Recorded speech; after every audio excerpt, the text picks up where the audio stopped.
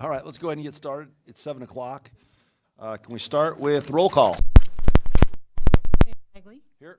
Council members Christensen. Hidalgo Faring. Here. Martin. Here. Peck. Rodriguez. Here. Waters. Here. Mayor, you have a quorum. All right, let's say the pledge. I pledge allegiance to the flag of the United States of America and to the republic for which it stands, one nation, under God, indivisible, with liberty and justice for all.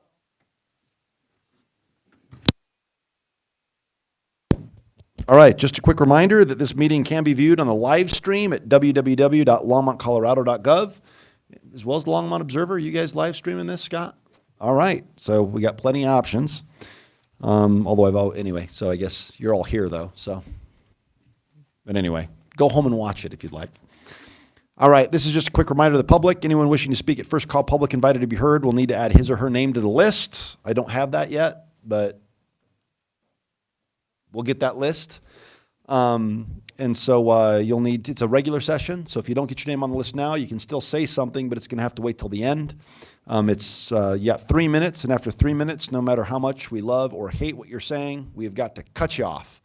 And so I apologize if I cut you off, but that's what I'm going to have to do. I also would remind everyone that you need to direct all comments to the chair rather than to individual council members, please. That would be me. Yell at me. All right, next, do we have an approval of minutes? No. Any agenda revisions, submission of documents, or motions to direct the city manager to add agenda items to future agendas? Oh, sorry. Councilmember Christensen.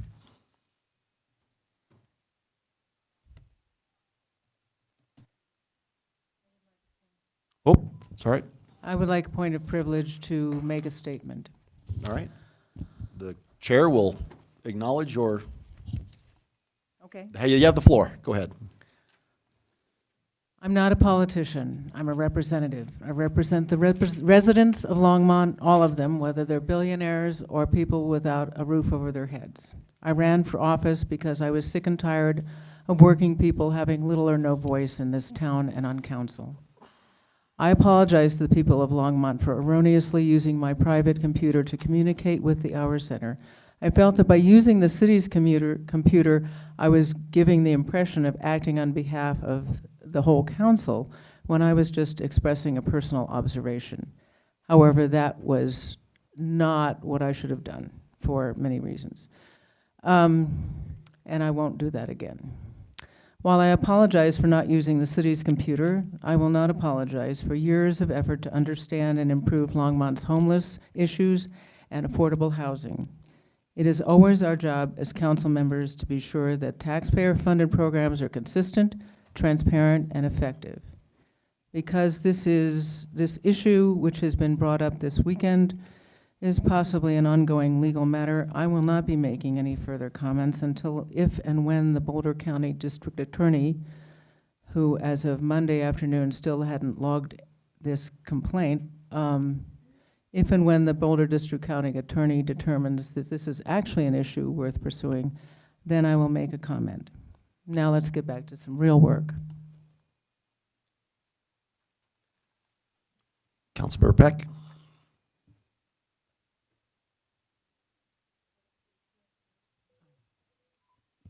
Thank you, Mayor Bagley. I would like to direct staff to schedule an executive meeting to discuss RTD on your timeline. Some issues have come up with RTD that I think may affect Longmont, and they may include legal decisions.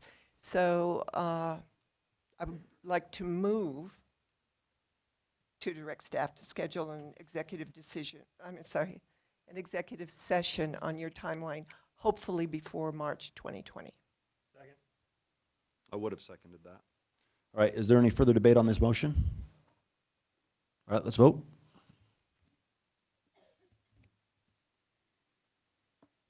Councilmember Martin, punch it. All right, cool. All right, that passes unanimously. All right. Dr. Waters. Thanks, Mayor Bagley. To Councilmember Christensen, I want to say I appreciate your statement and addressing that issue tonight. They took courage, and I appreciate that. I do wonder, are we finished with that discussion, though? Because it feels to me like there's an 800 pound. Point of order. Councilmember Peck? Mayor Bagley, if we are going to move from the agenda that is before us, we need to have a motion to suspend the rule of order and a vote on that. If this is not an agenda item, we are suspending it and going in a different direction than either directing staff or the agenda. So we need a motion. Not according to Robert's suspend Rules the- of Order. Actually, I did get it right here in Robert's rules. All right, well, the chair will overrule the point of order. Dr. Waters, continue.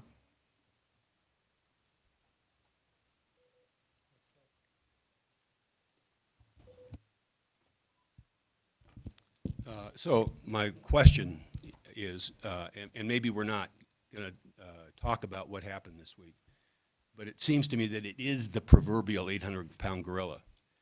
And if we don't address it, I feel like, I mean, I'm prepared to make my own statement. In fact, maybe I'll just make my statement. So my question, so anyway, you can do what you want. But my question is, do you want to, you asked a question. Yeah. People are in the queue. Do you want to have that discussion or do you want to make a statement? Yes, I'd like to. I'd like to know. This is not going to be fun and it's not going to be easy.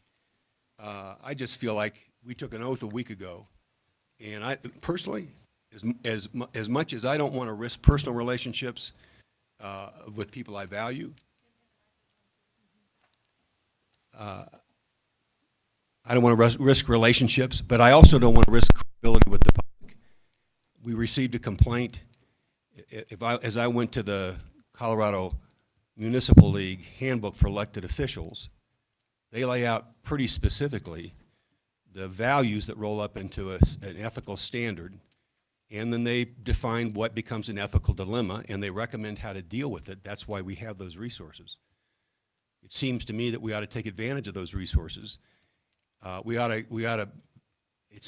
an obligation, I think. There's nobody else to police this body but us. We have an obligation to this community to get to whatever the truth of what happened last week or on or around October 24th. And if there's something to learn from it, that we acknowledge what there is to learn and use what we can learn from that to improve our performance going forward. But if we choose not, we can move on if that's what we're going to do.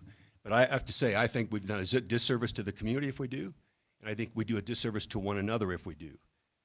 Because what happened last week not only reflects on individual council members involved, it reflects on me, this council, and us as a governing body. I wasn't raised to be quiet in the face of challenge. And I will say this, at the end of there's a presentation on the Colorado Municipal League website, set of materials to help guide when you think you're in an ethical dilemma. And the last bit of advice on that slide presentation are 3 questions that we should consider. The first is, ask yourself, what do you want to read on tomorrow morning's newspaper? Number 2, what do you want to have to explain to your mother? And number 3, how do you want to be known? So I can just guess what will be on tomorrow's newspaper. My late mother would be ashamed of me if I stepped away from what I thought to be the kind of principled issue we need to address. And I would like to be known, along with 6 other people up here, as people who stood up, addressed whatever issues we have to address, get to the bottom of it, agree what there is to learn, and move on together. And I'll come back if we're going to talk about it. I've got a whole bunch of questions. Mayor Pro Tem?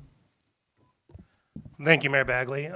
There are other extenuating circumstances around this situation which are legal in nature, and I feel that we should let that process play out before we start litigating it amongst ourselves as a body. And therefore, I think that we should get on with the business of the city as is stated on the agenda. Councilmember Christensen? I would suggest that we, as a council, have become rather dysfunctional, and that we should have an executive session in which we discuss legal issues and in which we have a professional facilitator to discuss ethics at some fairly soon date. I would move that we put on a future agenda an executive session to discuss ethics. Do I have a second? It's been motioned and seconded. There's a motion on the floor. Dr. Waters is in the queue. Do you have something to say on this, or do you want? Okay, go ahead. Well, my first would be to ask our attorney whether or not that's for us to have a discussion of ethics. Is that a legitimate executive session topic, number one? Number two, I wonder why as elected officials we don't have the fortitude to have that conversation in public. I think we owe it to, why would we go behind closed doors to talk about the standards to which we're going to hold ourselves? But I would like an answer to the question, is that a legitimate executive session topic? Mayor and Council, Eugene May, City Attorney, there are statutory guidelines for official conduct. I think explaining what those are would be considered legal advice. I'm not sure the exact extent of the executive session being requested, but that is one possible So basis. facilitation of a discussion about ethics is a legitimate executive session discussion? I think explaining what the statutory requirements are. But that we got in our materials from you when we went through our orientation. Correct. Yeah. Okay, that would be a legitimate, to have a facilitated workshop. Or I whatever didn't it's gonna say be. the facilitated workshop. I said explaining the statutory requirements Okay, all right. as they relate to ethical behavior by public Thank you. officials.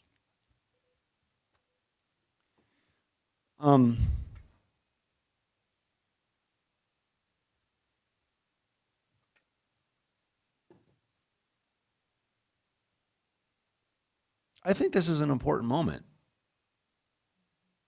I was the one who was contacted. I behaved in a certain way. I will not be behind closed doors when I explained why I did what I did. I have no interest whatsoever in going to war with my personal council members or having any type of political gamesmanship here. Everybody here has passed through an election recently. Both council members are term limited. Now is not the time to make any announcements pertaining to any third term for mayor, but there's no election currently on the horizon. We were all just currently elected. The thought that keeps coming to my mind is the standard to which we are held is not a criminal standard. Just because we didn't violate the law is not the standard to which we are held. And so I don't care if anyone violated the law. What I care about is that something happened that was made public. I was personally concerned about the response and whether or not, but this ain't going to happen in executive session. I'm going to put it on the agenda. If it doesn't happen tonight, it'll happen next week or the week after. We need to talk about this. I mean, not a single council member talked to one another coming in tonight or saying hello. For me, it goes one step further. I want people to understand exactly why I did what I did. Because I'm not going to serve another 2 years with people thinking that I somehow failed to live up to the expectations of a council person, or in this case, mayor. But so whether it happens tonight or on another night, I don't care what the district attorney does. What I care about is how we hold each other accountable. And unfortunately, there is no other place to do that other than in a public forum. Now, we can go to the smaller room if it makes it easier for people, but it's still going to be broadcast. It's still going to be talked about. Me personally, I was hoping that people would just be quiet, and then not say anything. But there's been all kinds of traffic and chatter via newspapers and editorials. And I don't feel that what happened was okay. And being quiet is tantamount to approval. And so whether it's tonight or on another night, it needs to be discussed. Councilmember Christensen. Mayor Bagley, this has been turned into a legal issue, and therefore I cannot comment upon it. I must sit silently while my fellow council members insult me in the paper. So I don't care whether we do this publicly or whether we get legal advice. I think this council needs to have a facilitator at some point to discuss ethics, to help us work through these issues, because I think there are many things that are problems.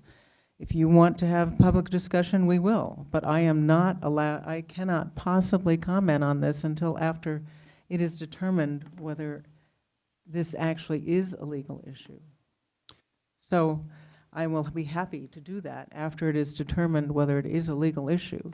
I am very eager, believe me, to defend myself, but I cannot All right, we have defend a- myself until I am free to speak publicly. All right, we have a motion on the table, and so let's go ahead and vote on that issue, whether or not we're going to have an executive session asking the city attorney to specifically review and instruct us on the legal issues pertaining to appropriate ethical rules of conduct. Did I summarize that correctly? Why don't you restate the motion then? I would like a session, whether it is executive or not, whether it's a pre-session or whatever, that is a facilitated workshop by someone who is an objective source who can discuss ethics with us as a whole, as in terms of this council and our relationships with each other. I do think that there are legal issues, and that's why I suggested it be an executive session. I think the legal issues have to do with this particular issue. I don't think any of us need to rehash this. I am well aware of the CML guidebook that I have referred other people to. It is not a simple black and white matter, and that's why I made the error I made. It was not intentional. So if it is, if you don't want to have an executive session, that's fine. We can. I just would like us, as a council, to talk to each other. We cannot operate this way when we cannot trust each other, and when people in the paper are referring to me as disgusting, demanding that I resign, calling me corrupt. That is not something that is endurable. Dr. Waters? Thanks, Mayor Bagley. So I don't know how many of those comments that you referred to you would attribute to me. Just in terms of process, by the way, the version of the CML I received from Councilmember Christensen not long after I was elected initially, which I appreciate. The first thing I did when I received, well, let me just tell some of this story. Just on this issue in particular, on Sunday, this last Sunday, I got an email from a member of the Housing and Human Services Board, who I won't name, it doesn't matter about naming anybody. I just got an email lobbying me on it to vote in a particular way, at least that's the way I interpreted it, when those recommendations come to us from the house, grants to our nonprofit organizations. And it came to my personal email. I responded and said, this is city business, let's switch it over to my city council account. So we went back and forth with this individual. I thought it was strange because I've never, in the almost 2 years I've been on the council, I've never had correspondence from a member of a board or commission that I wasn't a liaison to or a member of. So it was a little weird that I got it.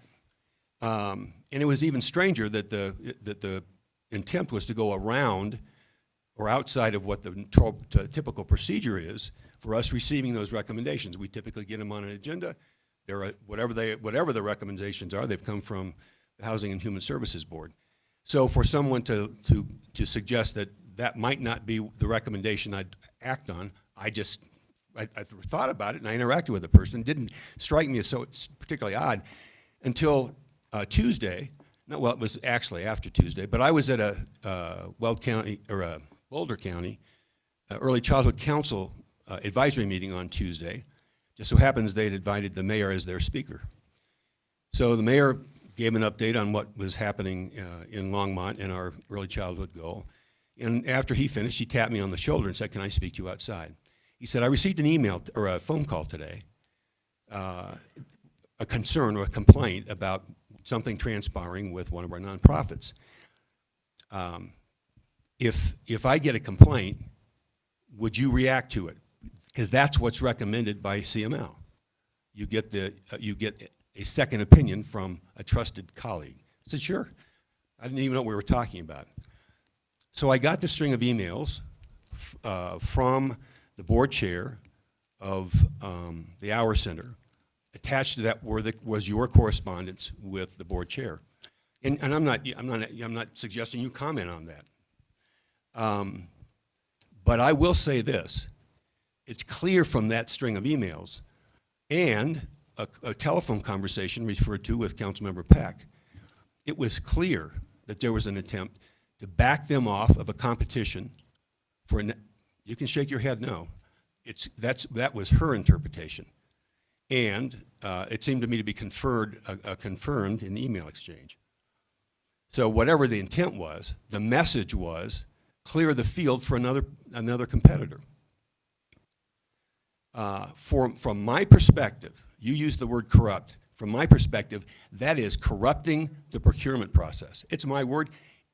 It would be anybody's view who's ever competed or ever submitted a proposal in a competitive bidding process for an elected official to interfere with the process. So in my view, based on my experience, I responded to that the way I read the sequence of events, shared that with the mayor, and at that point in time, it's a matter of public record. So we can get into, I'm willing to go as deep and as wide as you want to go. But to suggest that's not a corruption of the process is simply not acknowledging the parameters and the ethics around that process. Mayor Pro Tem. Thank you, Mayor Bagley. I once again like to stress the sensitivity of the legal process surrounding the investigation and implore my fellow council members to move forward with the city's business. Councilmember Peck. I agree with Councilman Rodriguez. My biggest question about this whole process is, if someone on this council received a complaint about someone, regardless of what it is, why would you not go to the person that the complaint was about and say, "Can you explain this to me?" That didn't happen. What really happened was that I got a call from John Fryer. I thought, what are you talking about? So when you're talking about ethics, when you're talking about respect, why would you not confirm with the person that the complaint is about that what actually the complainant said happened? Why would you not do that? And that is, why would you go to the newspaper? That makes no sense to me. Because now we have to defend ourselves in public about something that I have never seen the complaint. I haven't seen the email. I don't know what was in it. But I get interviewed by the newspaper who doesn't really print anything that I said. They printed nothing that was in the conversation that we had. So when you come to council and are on trial for a conversation that you never got to have with your counselors outside of this trial process, when you come to council to defend yourself about a complaint that you never saw, that I don't even know what to say because I don't know what the complaint is. This is now third hand that I'm hearing about it. So I have no comment. None. Because you're telling me that someone complained about me and you're going to be judge and jury over that. I don't even know what the complaint is or the email. So I agree that we need to get on with the business of the city and pay attention to this agenda. If you would like to make a motion to discuss this at a further time, if someone does, that's fine with me. But let's get really transparent on both sides. And I will not answer your questions or comment until I see what the complaint is. I wasn't going to say anything tonight, but here we go. You want to know why I didn't call you? Could you please put up the PDF file that I provided you? Let's go ahead and put up the complaint. Then I'll tell you exactly what I was thinking. It's a great, but I will not. Oh, you're out of order? Absolutely. Click on the Hour Center emails. It's not unethical, and your point of order is overruled. You asked me why I did not call you, and somehow with what occurred, it's now put on me. I am put in a position to take a complaint after what happened, and I'm being blamed for this? Here is the if you could we scroll down as I read, please? You're out of order. Whoever's screaming, you're out of order. Ruby, you're out of order. One more comment, and I'll have you escorted out. I'm sorry, Ms. Bowman. You're free to stay, but you will not. I'm sorry. The question's been asked. So this was an email I received from Julia Rush, word for word. So this came, it says, Dear Mayor Bagley, I'm attaching an email. By the way, the yellow parts are what made me have concern. I'm attaching an email stream between Polly Christensen and myself from October 24th, 2019. I'm concerned about the apparent lack of transparency and a potential conflict of interest in the meetings referenced in these emails. I also feel that there was a deliberate reference to Ms. Christensen's involvement in our funding request to the City of Longmont in a paragraph before the request to reverse our position on navigation services with Boulder County. That feels like inappropriate political pressure despite her assertion in her second email that she was acting as a private citizen. These emails followed a phone conversation that occurred around noon on the same day. Councilwoman Joan Peck called me to request that I oppose the Hour Center Board's decision to submit an RFP to Boulder County. This was before that decision was final in our organization and before it was made public. Ms. Peck was agitated and somewhat angry. It appeared to be repeating information from a third party speaking in the background of the phone call. She introduced herself as a member of City Council. She stated that she was meeting with Hope on a monthly basis with 2 other council members to address navigation, and she told me that she wanted Hour Center to, quote, stay out of it, end quote. I asked her to send me a letter with her concerns, but I did not engage in a conversation with her beyond that. I want to state for the record that we do not want to create unnecessary tension between Hope and the Hour Center. I recognize that Hope is another part of the solution to Longmont's family poverty and homelessness issue. We want the council to honor their commitment to transparency, appropriate meeting rules, and a fair playing field for all of Longmont's social safety net organizations. It does not serve this community to set up a system whereby charity organizations need to engage in secret meetings with city council members to advocate on their behalf for funding and position. I hope you can help us navigate this sticky situation. If you have any concerns or questions about the information I've included here, please don't hesitate to give me a call. Phone number, thank you for your attention to this matter, Julia Rush, Hour Center Board President. The only thing I've done at this point is I serve as mayor. I don't know Julia Rush or Julie Rush. I've never met Julie Rush. Apparently I have a couple times, but I wouldn't be able to pick her out of a lineup. So after that, she says, this is basically what Councilmember Christensen sent me. From Polly Christensen, personal email, subject, confidential, Hour Center.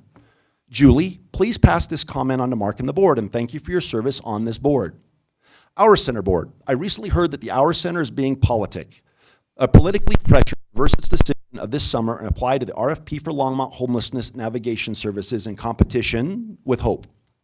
For the last 6 years, I have served on City Council, Boulder County Consortiums of Cities, and Housing and Human Services Advisory Board.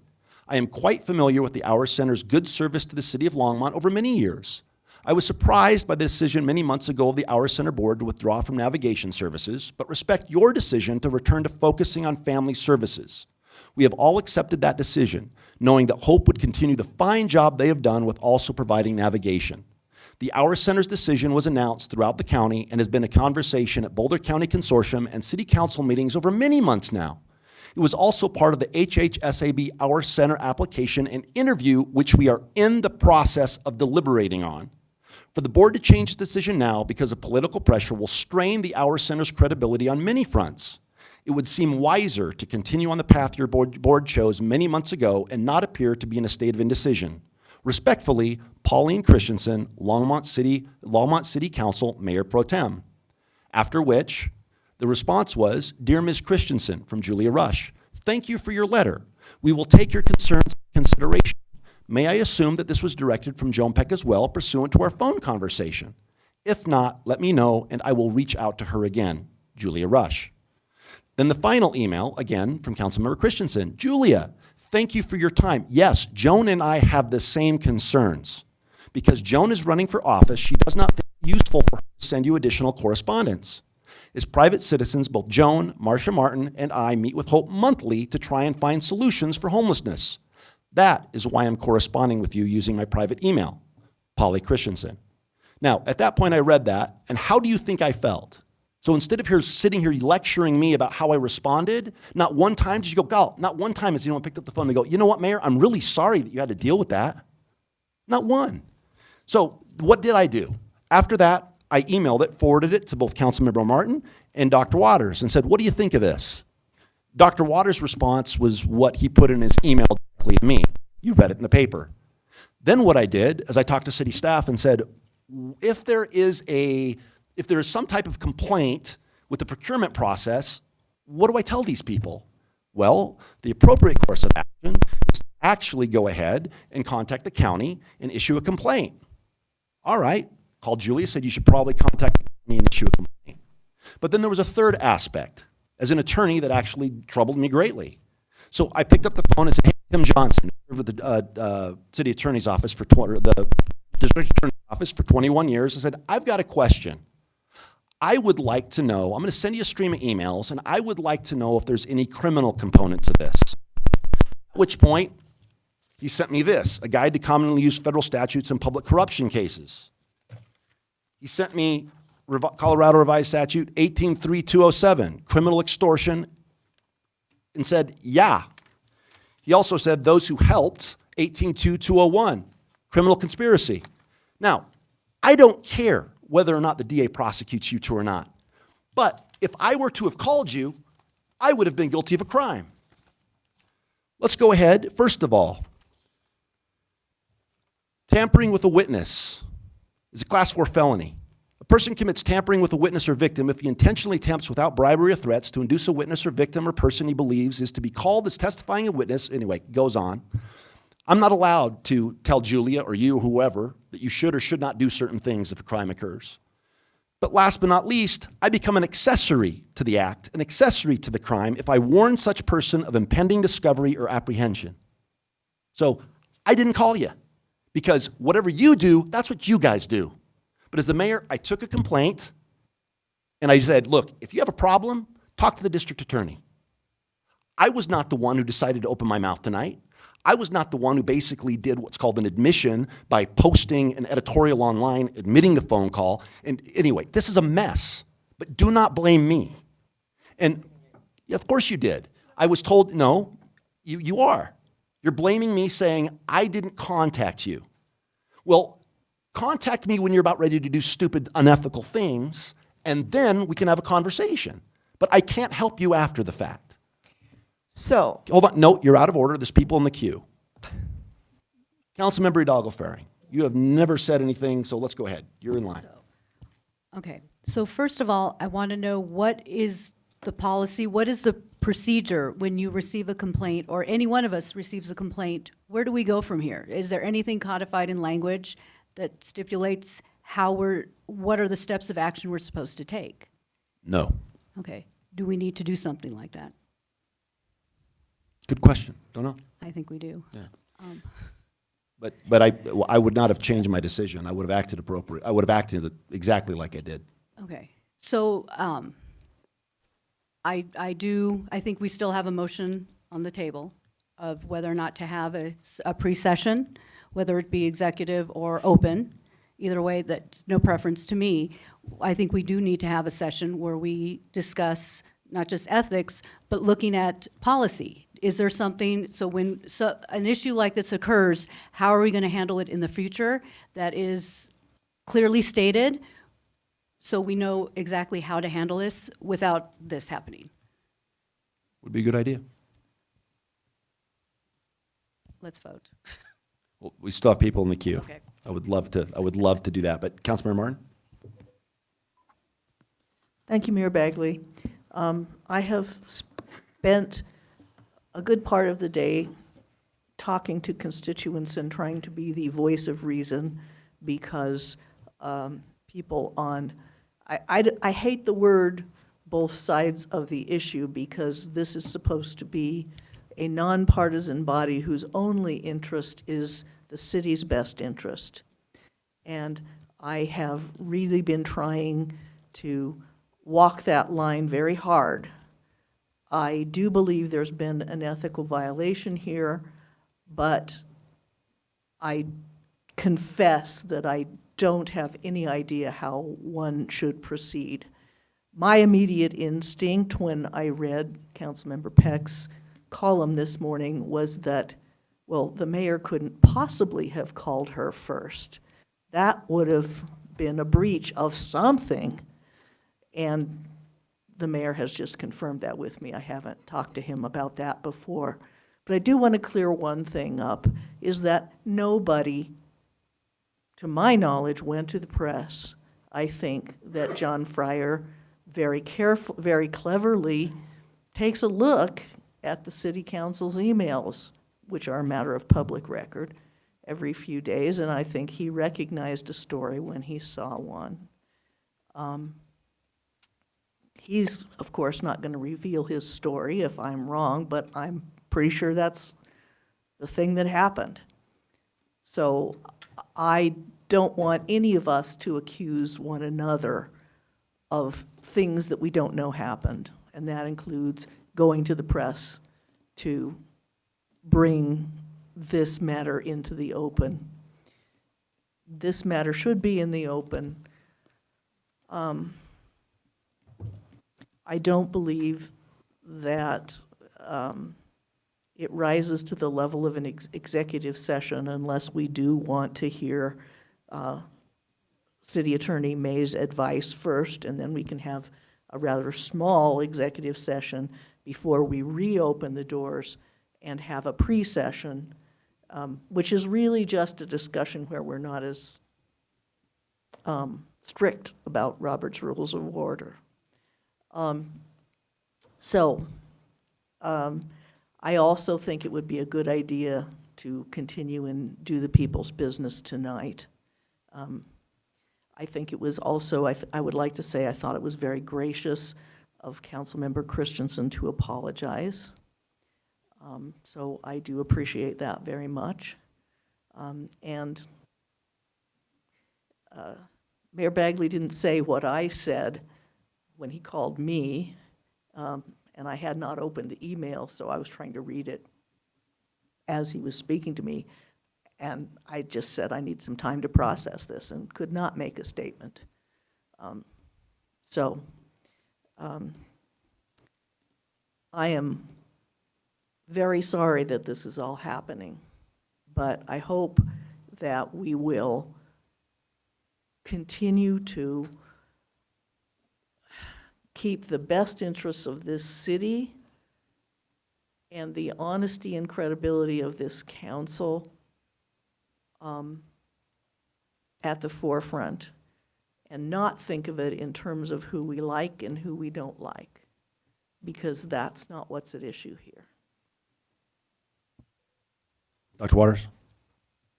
Yeah, I just want to, this will be my last comment, maybe. We'll see where this goes. Just for the record, pulled from the CML website, what to do, what to do when you suspect an ethics problem. 6 steps. So to some degree, maybe this gets us started thinking about what a procedure would be. Step 1, analyze your motives first. Step 2, figure out what the wrong might be. Step 3, what are the consequences of letting the situation go unaddressed? Step 4, speak with others and see if they share your concerns. Those first, so I see it, those first 4 steps unfolded in sequence as they were supposed to. My response, I was one of those who, with whom the concern was shared to get my concerns. I responded. When I responded, well, in fact, when the complaint was filed, it was a matter of public record. And I knew when I responded, my response, because it was on my City of Longmont council email account, that my response was a matter of public record. But it was before I responded, it was all a matter of public record anyway. So I didn't go to the press. I got the same call that you got from John Fryer. He was asking me about my my email. It's unfolded in terms of the process exactly the way the CML recommends it unfold. Councilmember Peck. I did admit that thank you, Mayor Bagley, that I called Julia Rush. But was anybody on this council on that phone call with me? Was there anybody in this room other than Julia that was on that phone call? And my point is, why would you believe the extent that someone said someone is whispering in the background to you? It just sounded funny to me. That is not what I did. And it's an assumption that there is guilt here, and that was my point. The assumption of this council that we did something guilty, that we are guilty of something, based upon, for me, a phone call that no one else was on. There's no proof that anything was said there. And that is why, that was my comment to the mayor, is that why would you not just say, what did you talk about? It isn't about being arrested or going to jail or it is about what was on that phone call? Why did you call her? Why would you not ask me that and just assume that what she said was on the phone call was what we talked about? I did say that I was Joan Peck City Councilwoman because Edwina Salazar came to City Council. She made the public statement that they were getting out of the Navigation Center. So as a council person, I asked, are you thinking about getting back into the Navigation Center, and why would you do that? And that is a concern that I think all of the people on City Council should wonder about. So, and that's going to be debatable because it's a he said, she said. She said, she said. And there is no proof to that. No one here was on that conversation. And one more thing, I do think that we need to I move that we cease this discussion and get back to the business of the city. Focus on tonight's agenda and do the work of the city. Do I have a second?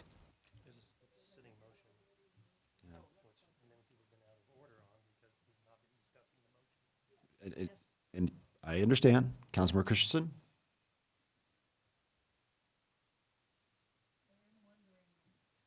I am wondering why the mayor shared this information if he shared it with Councilman Waters first, I can understand given the idea of second opinion. But when you share it with yet another person, that kind of constitutes a non-public meeting by the Sunshine Law. It's talking with 2 other people in a non-public way. So I am wondering why we are going on in a junior high fashion, nitpicking about each other instead of doing the work of the city. Because you just nitpicked.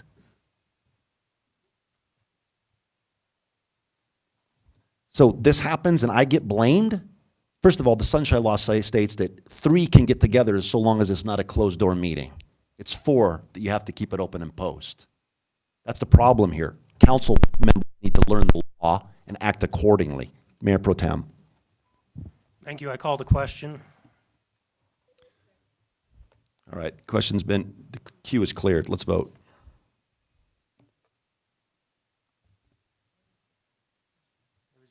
It was your motion. We're voting on your motion to have some type of session where we talk about ethics.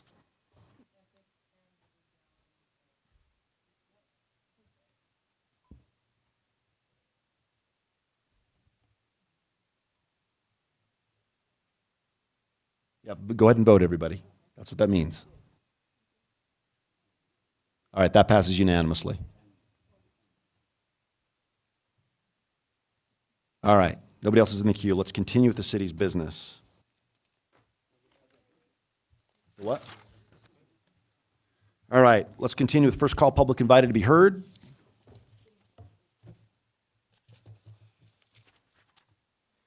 All right, Regina Cheney. Nope. City manager's Good, I'm report. sorry, city manager's report. Per the request last week, we have Jason Elkins here to give a brief presentation Air on quality. the status of air quality. Okay.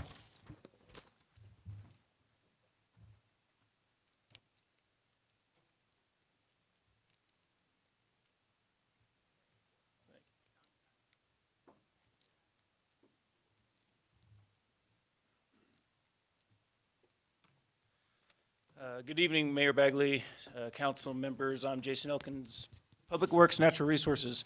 Tonight, I'm here to give you a quick update on the regional air quality study and the baseline analysis at Union Reservoir.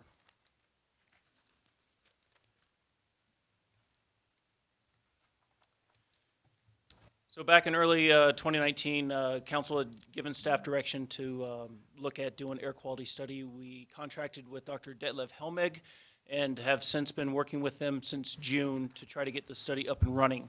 A brief update as to what the status is on that study is, as you are aware, the study consists of 2 sites, the east site and the west site. The east site is located at Union Reservoir. Currently, we do have an equipment shelter on location. LPC has ran electric service and broadband service there, so the physical infrastructure is there. However, the service is not activated. So we are currently closing out the electric permit and setting up internet broadband service with Nextlight. That will be completed probably by the end of the week. We still have to erect the 30-foot tower to put the sensors on top of. We still need to excavate the base for that. That is being completed by the end of next week. Weather permitting and with Thanksgiving holiday, it could roll into early December, but that will be, both sites will have the 30-foot tower installed within the first week of December. The airport site is up and running. The only thing, the caveat to that is the 30-foot tower is not installed, so we have the sensors on top of the trailer. The sensors, everything's still working. We're still getting good background analysis since August. However, to do this as per regulatory standards, we need to have it 30 feet in the air. So again, working with O&M, we'll be going out and having that installed in the next 2 weeks. As you can see here, the graph on the about ozone there, that's a 3-day graph. That graph is actually live. That is, it's not live, but it is real-time data that we're collecting.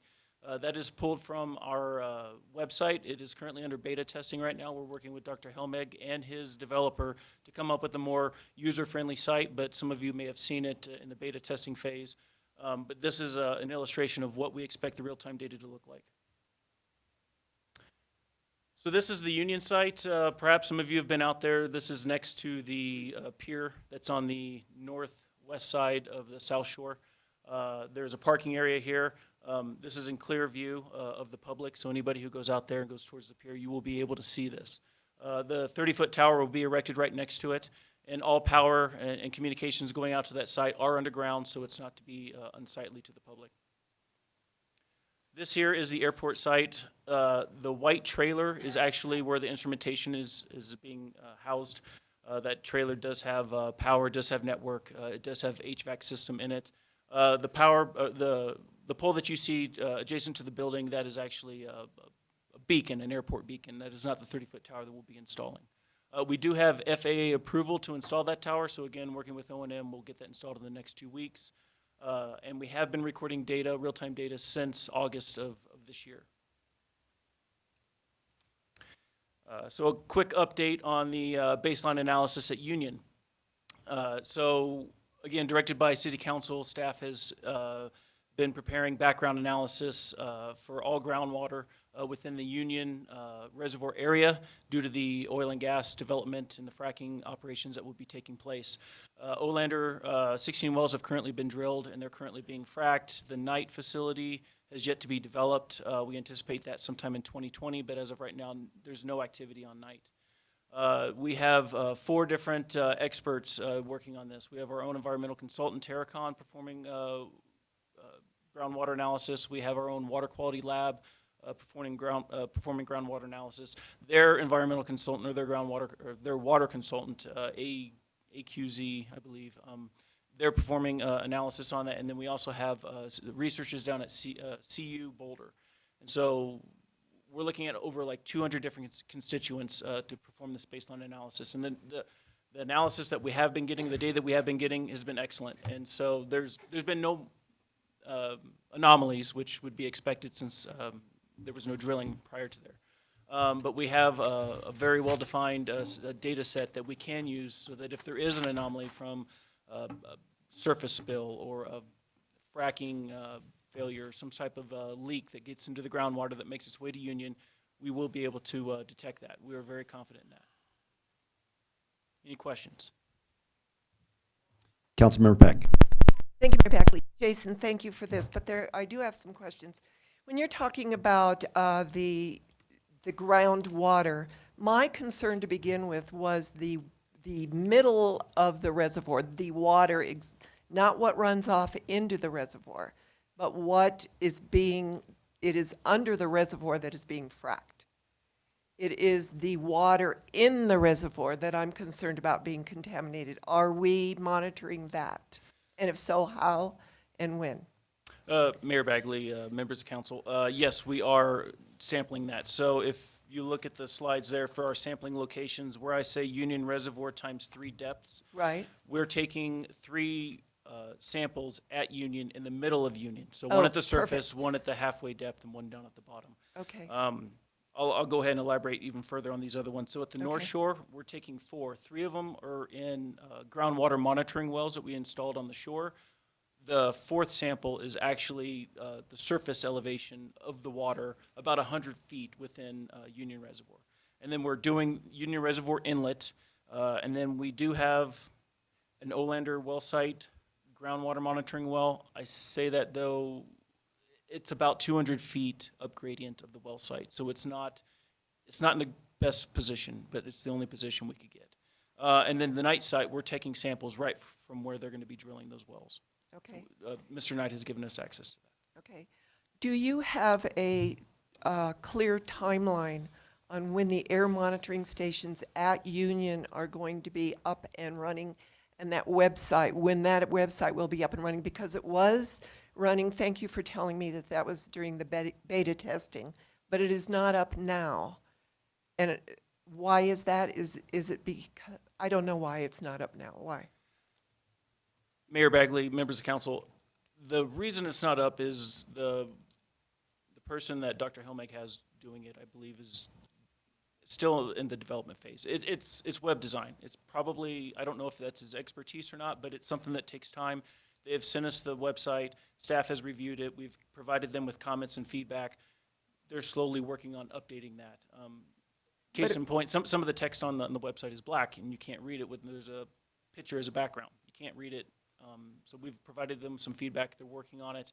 I think another reason why we don't want it to go live yet is because we're still calibrating. We're still collecting background data. We need to figure out if the data that we're getting is good, valid data, and that's going to take some time for them to perform calibrations. And then we're not even recording at Union yet, so it's incomplete. We want that website to be fully functional, user-friendly, and have good, solid data that they can view and actually, pull conclusions from. How about that? Okay. My other concern is the trailer at the airport. That is CU's trailer. Am I correct? That is correct. It is not, we don't own that. And is Dr. Helmig renting that from CU? That is correct. Dr. Helmig has a lease agreement with CU to rent that trailer. So at what point are we going to have our own monitoring shed, whatever you want to call it? So we do have a shed that was donated to us by CDPHE. They decommissioned an air monitoring site up at around Conifer, Okay. up Highway 285. We have since transported that building here. It's in dismal condition. It needs to be repaired. I'm working with contractors to have that done. Okay. In the meantime, the trailer from CU Boulder is adequate. It's working great. So we're in a rush to get it remodeled, but it's not affecting the functionality of the airport site. Okay. As far as Union Reservoir site, is that, I'm still going to call it a shed because I don't know what you want to call it, but what houses the equipment, is that ready to go? Is there everything in it that Dr. Helmig needs to put his monitoring system in there? Is it ready to go? Is the internet connection there? Is the electricity there? Because we were talking about not being able to put the internet in because of irrigation by the farmer the last time you talked. Is that cleared up? Are we ready to go with that? Mayor Bagley, members of council, yes and no. So the infrastructure for Nextlight and for LPC's power service, that is in the ground. That is there. Bros Electric, the city's on-call electrical consultant, has gone out there and made the physical connection from LPC's transfer box over to the actual building. So yes, it's there.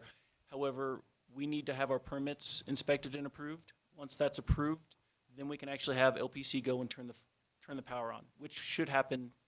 The inspection's tomorrow, and so Okay, the good. line should be energized to the building by the end of this week. However, Dr. Helmig can't put any of his equipment in there because it's very temperature sensitive. This is research grade, $100,000 worth of equipment. So he's not comfortable putting that in there until the electricity is up and running and the HVAC system is working. And you say that should be done by the end, by December, the 1st of December. So if the power is on by the end of this week, Dr. Helmig, by next week, could be moving in server racks, setting up computers, stations, putting in tanks. It's not as simple as just plugging in a laptop or a desktop. I agree. You've probably seen what he's got going on down at Boulder Res. It's quite, the intricate. Very extensive. Yes. So my final question is, because it's very important to me, do you think the whole system will be up and running by the end of the year? Yes, I believe it'll be done before Christmas. Okay, and if it is not, will you report back to us and why it is not? Absolutely. Thank you. Councilmember Martin. Thank you, Mayor Bagley.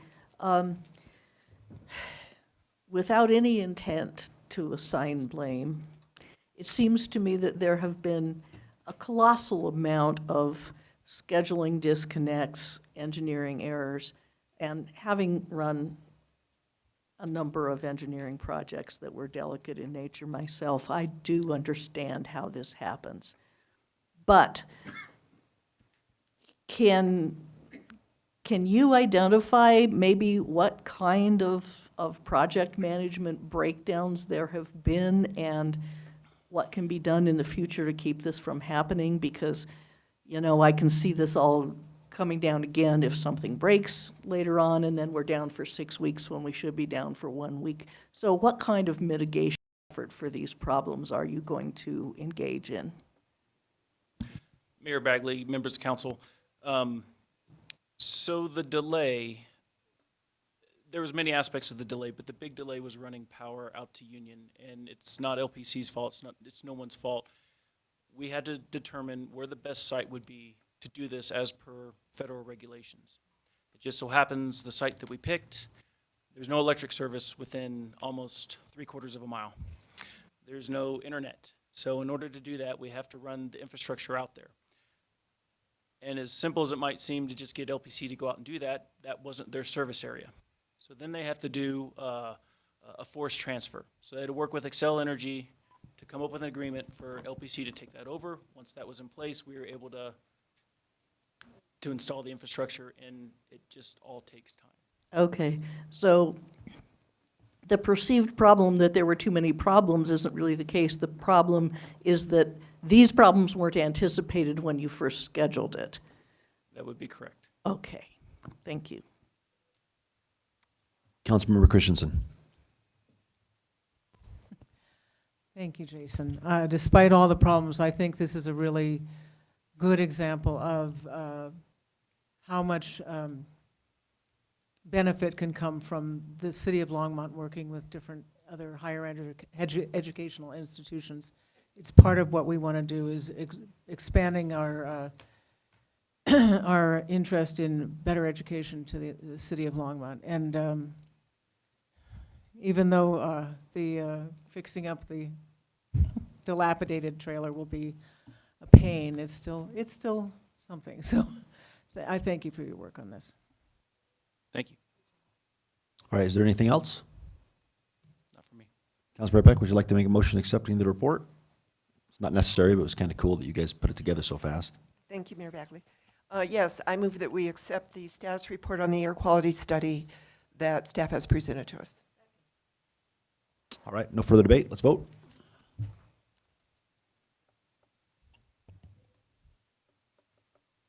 That passes unanimously. Jason, good job. Thank Dale, thanks. All right, let's move on to special reports and presentations. None, right? All right, now let's move on to first call public invited to be heard. Regina Cheney.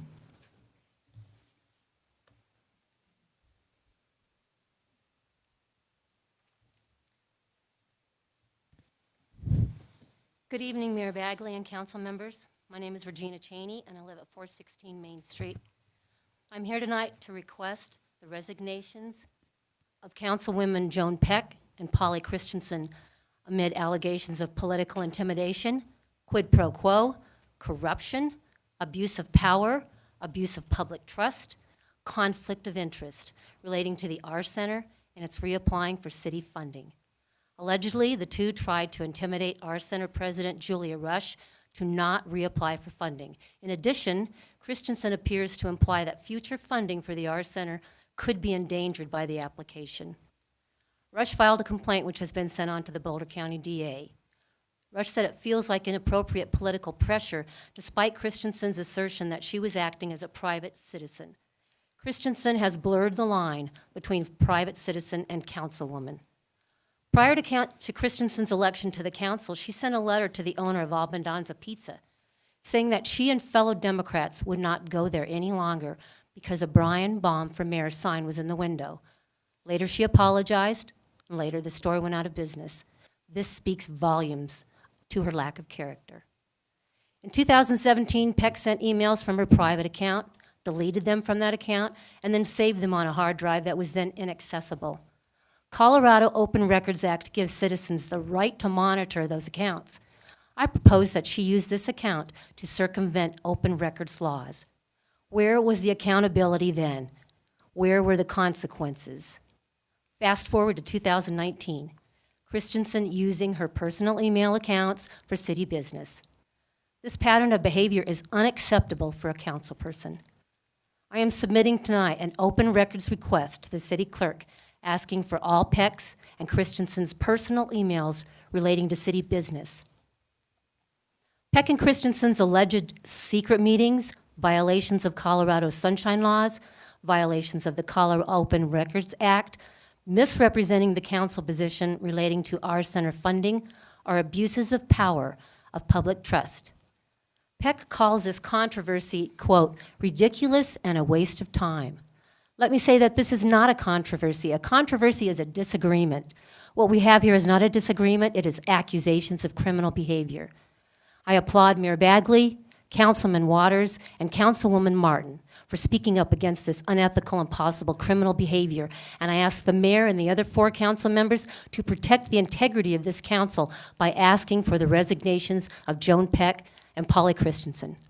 Thank you. James Kenworthy.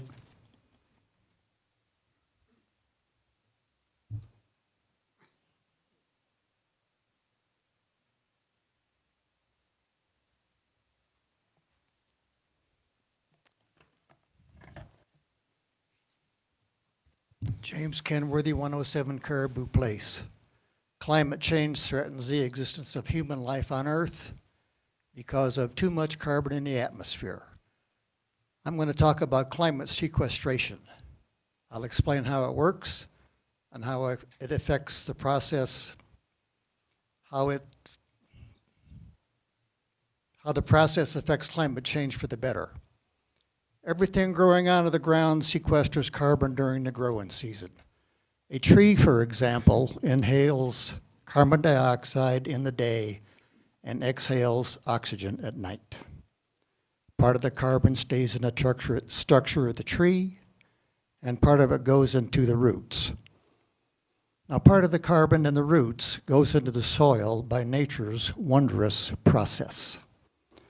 Imagine a measuring cup full of healthy soil. The cup holds more microbes than the number of human life on Earth by far. Some of the microbes have filaments. The filaments, penetrate the roots and each other, forming a network of distinction. An exchange takes place between the microbes and the root. The microbes inject nutrients from the soil, and they take carbon. Once this carbon passes through a few digestive systems, it becomes organic and adds to the health of the soil. Eureka. If you want to help this process along, plant a native tree. If you don't have room for a tree, plant native shrubs or native flowers. Natives are part of the web of life in this area. You don't have to pamper them. They're used to this climate. Feed them with organic compost tea. It will stimulate growth, and they, the natives, will take carbon from the atmosphere where it does harm and inject that carbon into the soil. And you can watch and enjoy those natives grow in your backyard. And it's legal. Nobody can arrest you for doing that. Pesticides, herbicides, and fertilizers disrupt the microbes. Use compost tea. Thank you very much. Thank you, Mr. Kenworthy. Jamie, I'm not, sorry. I'm not done. Hold on. No, go ahead. Sorry. If you want more information, read this book, The Soil Will Save Us, by Kristen, Kristen, Olson, Ohlson. It's a good book. Now, thank you, Mr. Kenworthy. All right. Jamie Simo. Jamie Simo, 525 East 16th Avenue. I'm here to impress upon the council once again how important it is to maintain a conservation buffer for our waterways. As I've stated many times before, it is extremely important to protect our riparian areas. Again, riparian areas are those lands that are immediately adjacent to rivers, streams, and other bodies of water that are characterized by plant species adapted to a wetter environment. Riparian areas are vital for filtering pollutants and sediments, reducing erosion, providing wildlife habitat and movement corridors, and for slowing down floodwaters. It is because development was allowed to happen right up to the edge of the St. Vrain River for much of its length that Longmont experienced the devastation that it did during the September 2013 flood. Typically, a river's floodplain would absorb any excess water during a flood event, but because the St. Vrain has been highly channelized, there was nowhere for the floodwaters to go except into city streets and people's homes and businesses. In 2007, Longmont amended the city code to establish a 150-foot riparian conservation buffer for Union Reservoir, Left Hand Creek, St. Vrain Creek, Dry Creek No. 2, and Boulder Creek. This code change, which is still in effect, requires applicants to apply for a variance if they want to build within the 150-foot buffer. A 100-foot riparian conservation buffer was likewise established for all other waterways within the city. The 150-foot buffer should be maintained for all waterways it currently applies to. In addition, due to the great potential for future flooding and for the sake of consistency with the current code, the 150-foot conservation buffer should be extended to apply to Dry Creek No. 1, Likens Gulch, Spring Gulch No. 1, and Spring Gulch No. 2, as recommended in the recently approved Wildlife Management Plan. Continuing to build within the riparian buffer just because it is consistent with previous development is irresponsible, given the costs of flood recovery and mitigation work which is still ongoing 6 years after the flood. Redeveloping an existing building within the riparian buffer resulting in an increase in that building's footprint is likewise irresponsible. The 150-foot riparian conservation buffer is the bare minimum to provide protection from future flooding. Therefore, I again ask that the recommendations provided in the Wildlife Management Plan to strengthen the requirements for obtaining a variance to this buffer be codified as soon as possible. Thank you. Thank you, Ms. Semo. Is it Leo Bodeker? I'm sorry. Oh, I'm sorry. Bodeker? Oh, sorry, Bodeker? Buhaker. All right. Mr. Buhaker. You and Mrs. Prosecutor won the argument so far. I want to thank all the City of Longmont citizens who resoundingly voted down the ice rink enlarged pool. Everyone should pat themselves in the back for voting this proposition down. I spoke out against this proposal nearly 3 years ago. On its face, it seemed like a free-for-all for concrete contractors and plumbers. Nothing wrong with that per se, but not telling the voters what is really behind the pool tax. Are we looking for a place for swimmers and athletes to work out? Is this some sort of global warming experiment? Perhaps you would have had a different outcome. A new order is emerging to manage the city of Longmont. This order will rely on private investors to generate self-sustaining enterprises. Mr. Shershank, who is head of the Planning Commission and the Honors Program at CU, should really reconsider his positions. His support of the pool tax is teaching his students the wrong lesson. The lesson he is teaching is that when a municipality comes up with an idea like a theme park, casino, horse track for entertainment, what he is teaching is instead of going to the private sector to develop self-sustaining entertainment programs, instead everyone should rely on this secular government to do so. This is not a good lesson.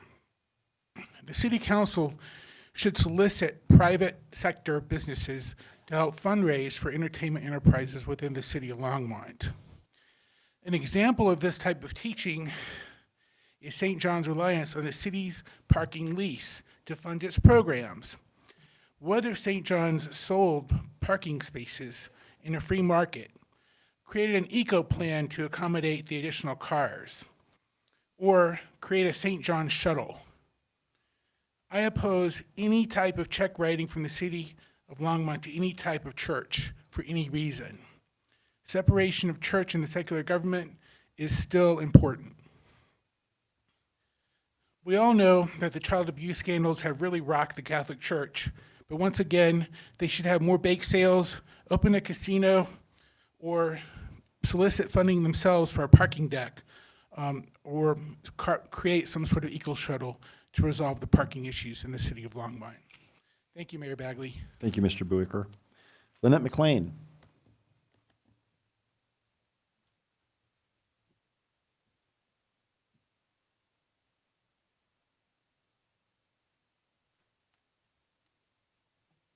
Lynette McLean, 763 Sandpoint Drive. I just want to say that the Longmont Sunrise Movement has been meeting, and we would like to support the climate emergency task force, where we have 6 groups that we're forming, and I just want to say what the areas are: housing and non-residential buildings. That is going to include building codes and existing housing requirements for energy. That's one group, housing. And then 2, working with nature, which is sustainable and regenerative agriculture, carbon sequestration, trees, that kind of thing. The 3rd group is transportation, which is like EV, then city EV vehicles, city EV bus service.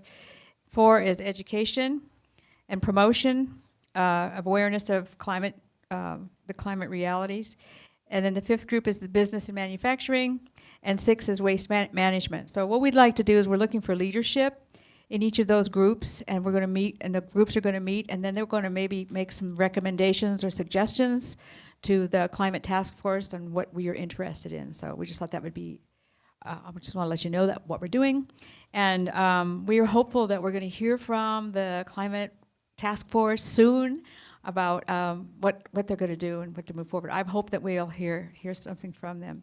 Because we said in one of the things in the resolution is that it would be 120 days from when we pass the resolution, so time is ticking. So thank you so much. What was the name of the organization again? The Longmont Sunrise Movement.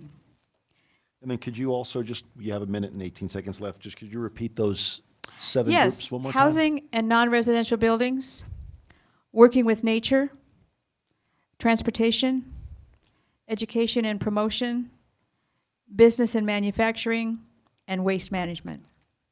Then would you mind leaving your comments with the, could you leave your comments with Dawn? I know that's uncalled for, but Sure. I mean, what I'm saying is, I'd Yeah, like to. I'll leave this, yeah. Perfect. Yep. Yeah, all right, thank you. And I'd like to just, I'm going to talk to Lisa, but I guess that's who my contact would be, would just kind of just keep a commentary, maybe send her minutes or something. We're going to also have a climate strike on December 6th here, just a 1-hour thing. We're going to have speakers come in and talk about what's going on, and we're going to do climate, the education part is we're going to do climate documentaries and inform people what's going on. So, Thank you, Ms. McLean. thank you, bye.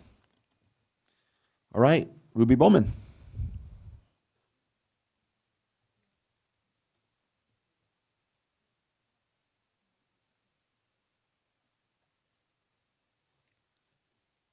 Ruby Bowman, 1512 Left Hand Drive. The city is pursuing a relationship with the great nation of the Northern Arapaho of Wind River. In moving forward with this pursuit, the one thing the leadership of this council has to learn is respect. When one reads the speeches of Native American leaders of long ago, the one thing they speak about is respect for their people, respect for their way of life, and respect for their beliefs and maybe for differing ideas than yours. And after what I've witnessed earlier today in this meeting, the leadership of this council has a lot to learn about respect, not only for the Arapaho, but for your fellow council members. Several of you sabotaged council member Peck and Christensen to try and to convict them of issues they are not at liberty to speak of because the DA is evaluating the situation. I believe it was done to intimidate Peck and Christensen, just like President Trump tweeted to intimidate the former Ukraine ambassador, a woman. RESPECT.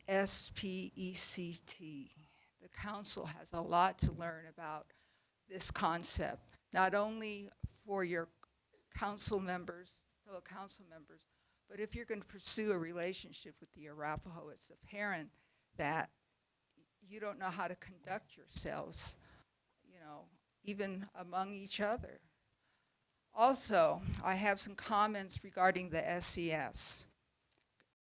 Conservation buffers also protect against property damage, and Spring Gulch is a natural drainage area, and it's also a flood concern. In one of the many documents I've read about floodplains and flood control projects in Longmont, I came across in a discussion in one of the reports about flood concerns for Spring Gulch 1 and the Lou Miller area.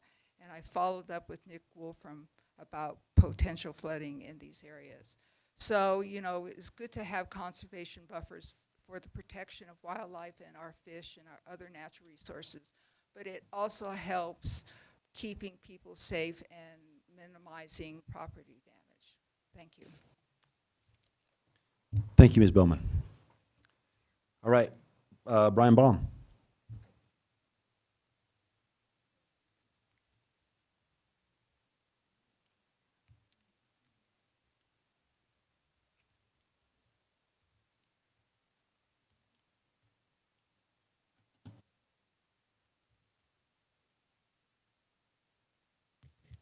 Good evening. I'm Brian Baum, 418 Flicker Avenue, Longmont, Colorado. I just wanted to make a couple of comments. I would like to, I guess, put on the record that how much I appreciate the honesty and the integrity that this council is taking, especially Councilmember Martin. I appreciate the way you have conducted yourself and the answers that you've given as far as in the newspaper. I think it's very admirable, the position you're taking. Mayor Bagley, I have utmost of respect in the way that you've handled this with, and luckily that you are an attorney. You knew exactly what to do, and I think you've handled it brilliantly. I also read the comments by Mayor Pro Tem Rodriguez, and I compliment you on what you've said in the newspaper and the integrity that you've used. Councilmember Waters, I have a total amount of respect for the way you've handled yourself in this situation, and I think you've done a wonderful job. And I'm glad I voted for you this past election, although you didn't need my vote. I will say this to the new council member. Please align yourself with the people that have shown the utmost amount of integrity during this process. And I do think that there should be a study session where the public can listen to the wonderful works of this council. And I have total confidence in the ability of this council to handle this situation with great amount of integrity and respect. So with that, I will say what my mother always used to tell me, which is if you don't have something nice to say about somebody, don't say anything at all. So thank you very much. Thank you, Mayor Ball. All right, that concludes first call public invited to be heard. It is 8:20, and let's take a 5-minute break.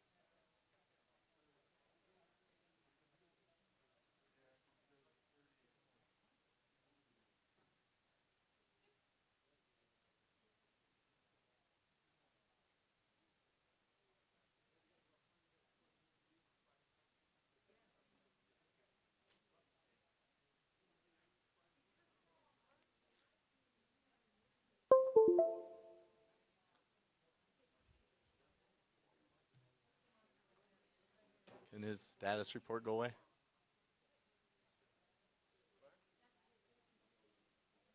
He's done, right?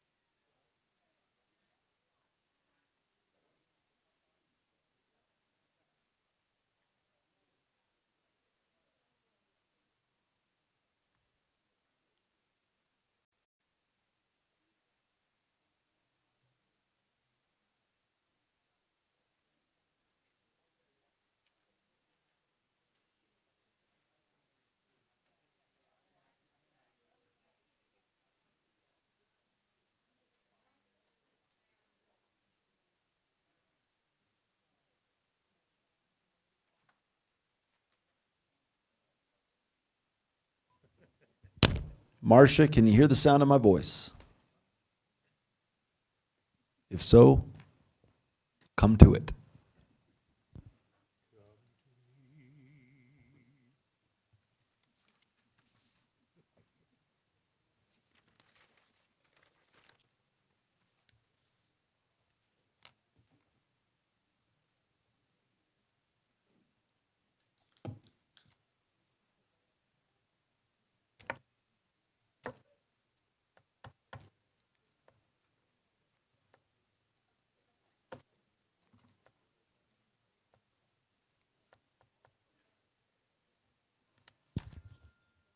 All right, let's go ahead and get started again.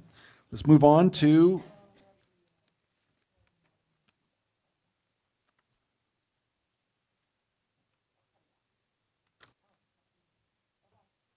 all right, let's go on with number 8, consent agenda and introduction and reading by title, the first reading of ordinances. Could you go ahead and read that for us?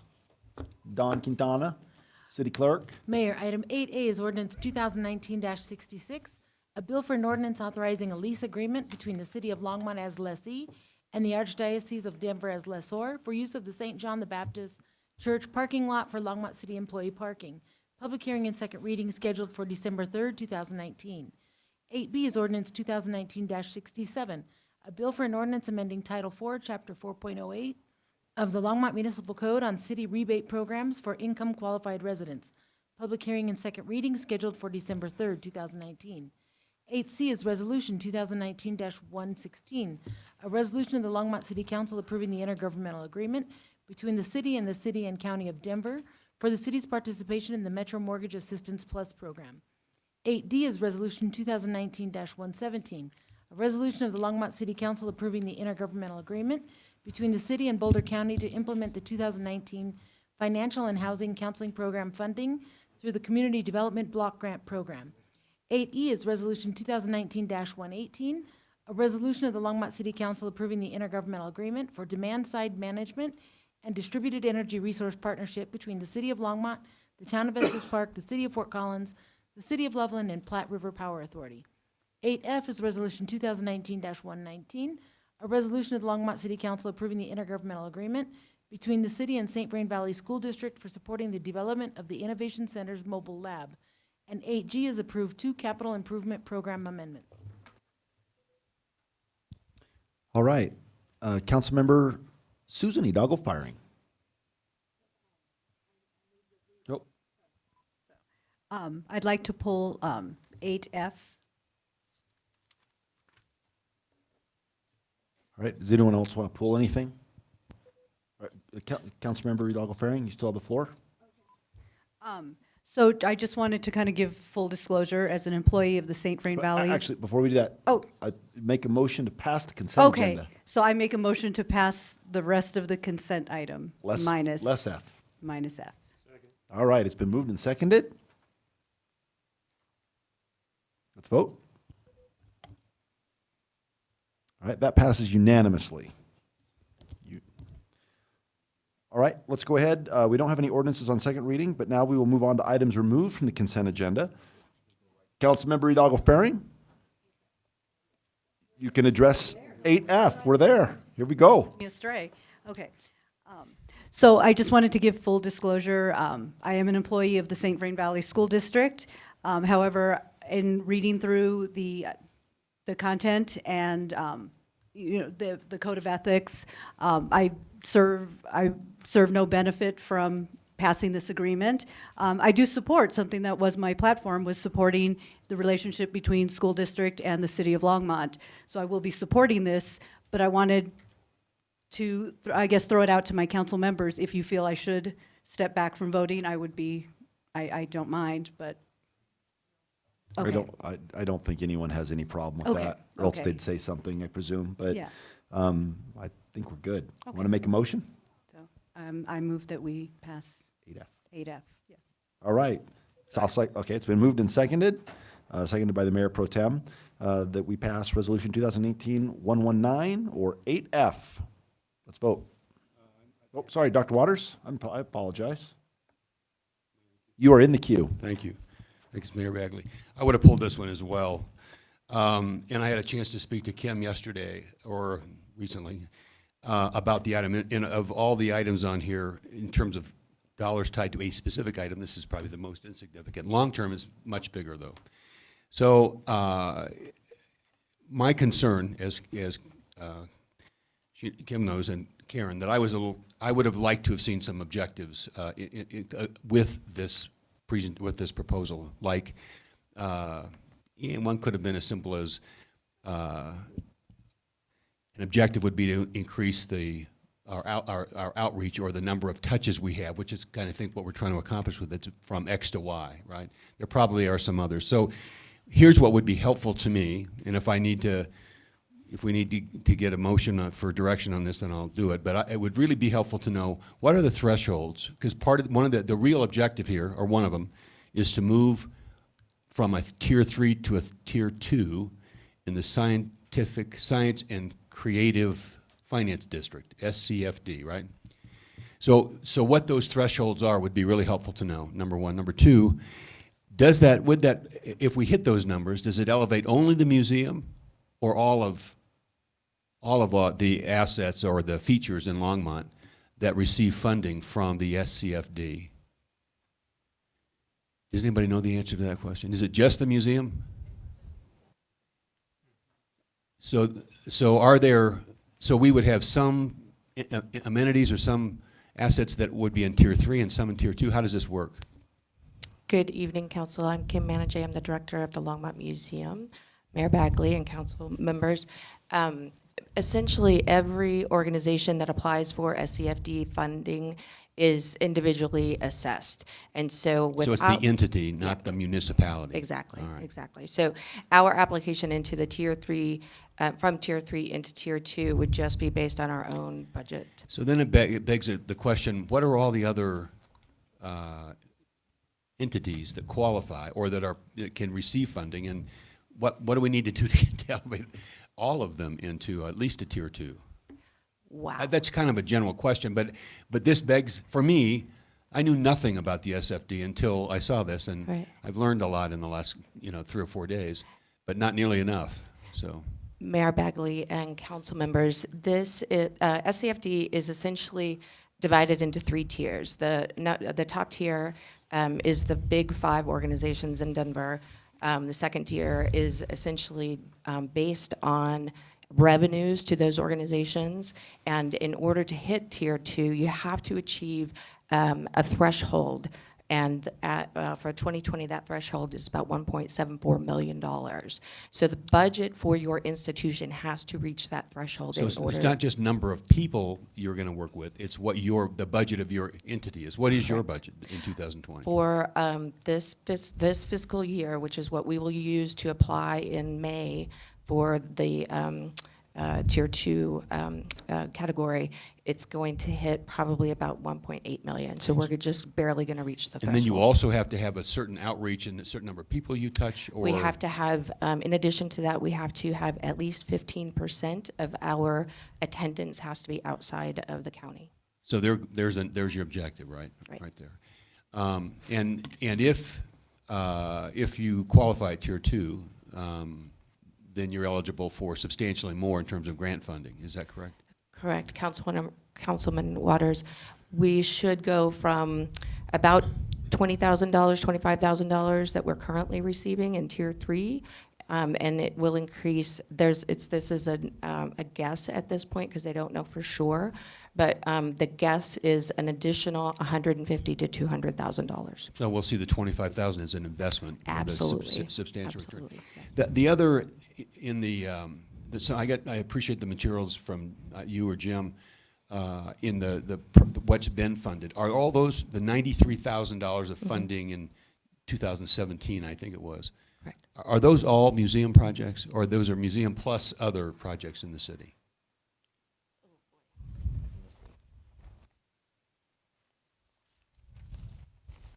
I think I have that list. I didn't mean back to here. surprise you with No, it. no, no. I think I have the list. If you wouldn't mind. Oh, no, I don't need these. I need the list. Yeah, Kim, that's okay. You could get back. I just need it schooled on on SFFD, FCFD, and how we can take more advantage of funding opportunities, especially given the growing interest in a feasibility study in the Performing Arts Center, and what can we do? What can we all do to optimize our status to qualify for more resources? So.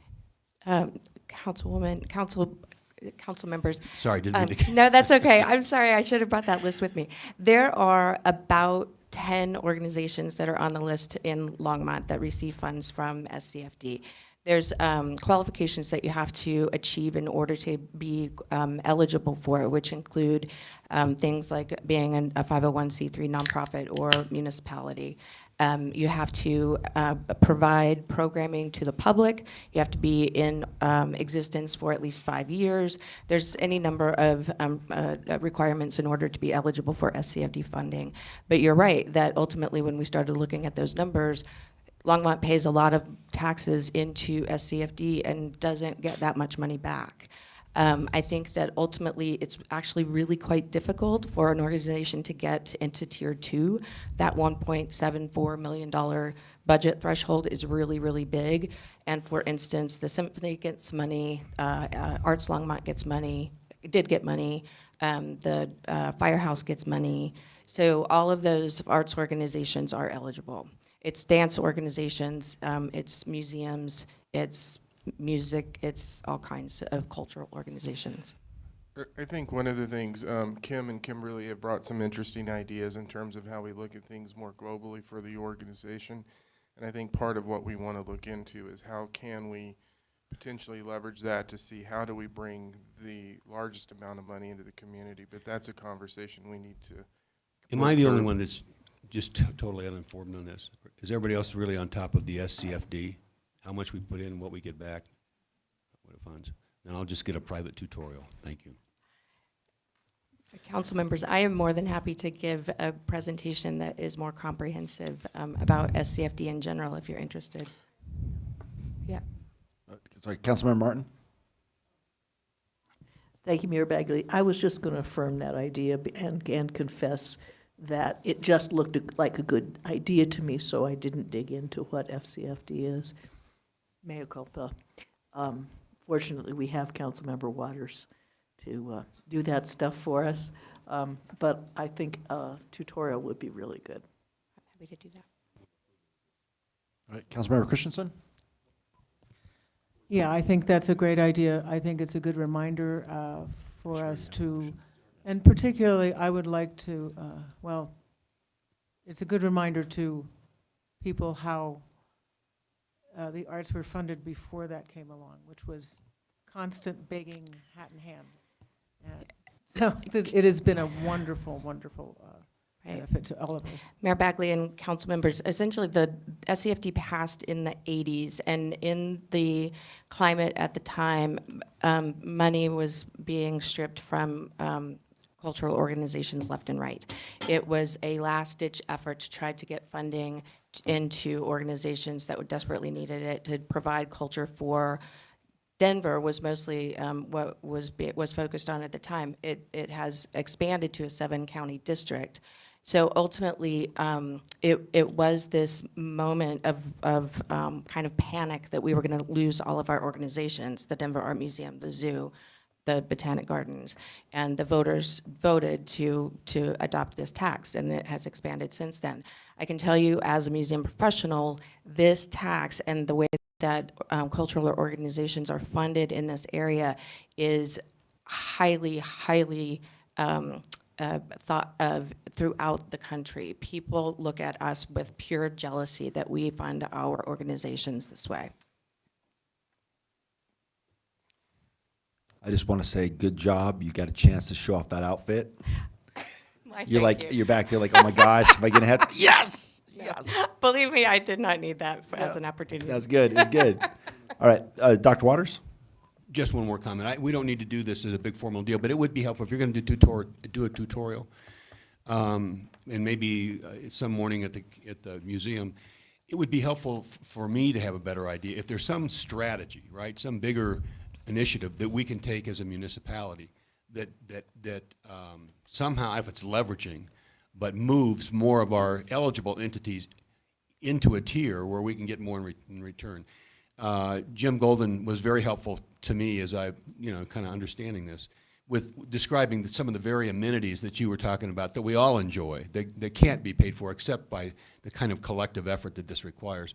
But it also, as we went back and forth, it's not real scientific, I guess, how you extract what we pay out of, what you generate out of Longmont. But just for whatever it's worth, we pay in about 14 times more than we get back, right? So there is some upside to a leveraging strategy that gets more of our entities eligible for more of a return on what we pay in. Thanks. All right, there's a motion on the table. Let's vote, and that is to pass Resolution 2019-119. Let's vote.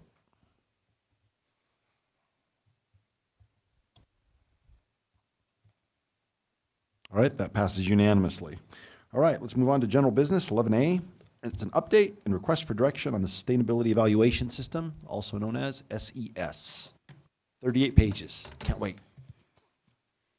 Mayor Bagley, members of council, Joni Marsh, Director of Planning and Development Services, here with me tonight, the staff that are listed up on the board who have all been helping significantly as we work through the first phase of the SES, which you've already seen, and we'll continue to work through additional phases. This is what we intend to go over with you this evening. There are a number of components to our presentation, and we hope that we have done a very deliberate job in walking through these.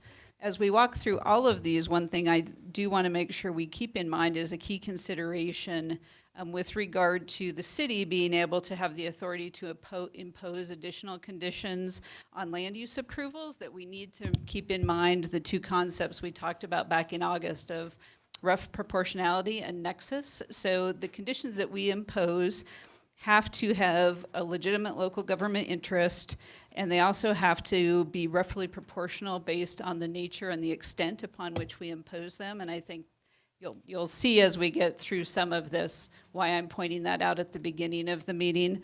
Certainly, we also provided you this evening with a handout that is an effort for us to put this into a more graphic visual. Some folks like to see things graphically. We thought this might also assist when you're speaking with constituents about where we are in this process. And we have not very originally labeled them SES 1.0, 1.2, and 3.0, or 2.0, 3.0. Sorry, Eugene, I didn't mean to say that. But just to try to give you an idea of where we are in the process, the first column we have largely worked through. We're going to kind of recap this evening. The second column, we're going to go through some of those. There's some things that we won't get to in step 4 until after this evening. And then certainly the public-private partnership, which we've labeled the 3.0 in the green heading, is something that we'll have a larger discussion about, which does not impact development applications in the same fashion as a public-private partnership. So with that, I'm going to turn it over to Dawn, who's going to kick off the first part of this. And our intent is to go through the PowerPoint and hold questions till the end. Good evening, Mayor Bagley, members of council, Don Burchett, Planning Manager. So briefly, what I wanted to go over with the council is to bring you up to date on where we're at based on the adoption of the ordinances that the council has approved so far regarding the SES. As you know, the variances for any riparian setback would have to now come before the city council for approval. And that would now become a major development application. The review process is shown up on the screen. That would include just a few items that I'm going to highlight, but all of them that are on the screen would be required. One of them, item number 2, would be a neighborhood meeting. That would have to be required before the application could be submitted. The project would be reviewed through our DRC process, which would include the additional staff that would need to review the SES component of the variance. And then ultimately, staff would be making a recommendation. It would go to the Planning Commission first, where they would review and hold a public hearing, make a recommendation then to the City Council, who would hold a public hearing to make a decision on the actual variance. Part of the application that would be submitted for review will have to include from the applicant their self-score of the tool, using the tool, the SES tool, where they will actually be able to see how their project is going to be scored, and then they would evaluate their project against the tool and provide us with a score. Staff would then review that, and then we would do our own analysis and review and come up with our own score based on our review of the tool and the application and materials that they've submitted. We're going to be also then, from that, we're going to be making a recommendation that will both be qualitative and quantitative to both the Planning Commission and to the City Council when the variance comes forward. So how is the variance going to be evaluated? The council ultimately, when it gets to the council, is going to hold a public hearing. The council is going to be looking at the review of the variance and information that was provided by staff to you, as well as the applicant's information using the SES tool so that you have that information. You'll also then be considering and holding a public hearing where you'll also be able to take testimony and consider any relevant items that have been entered into the record.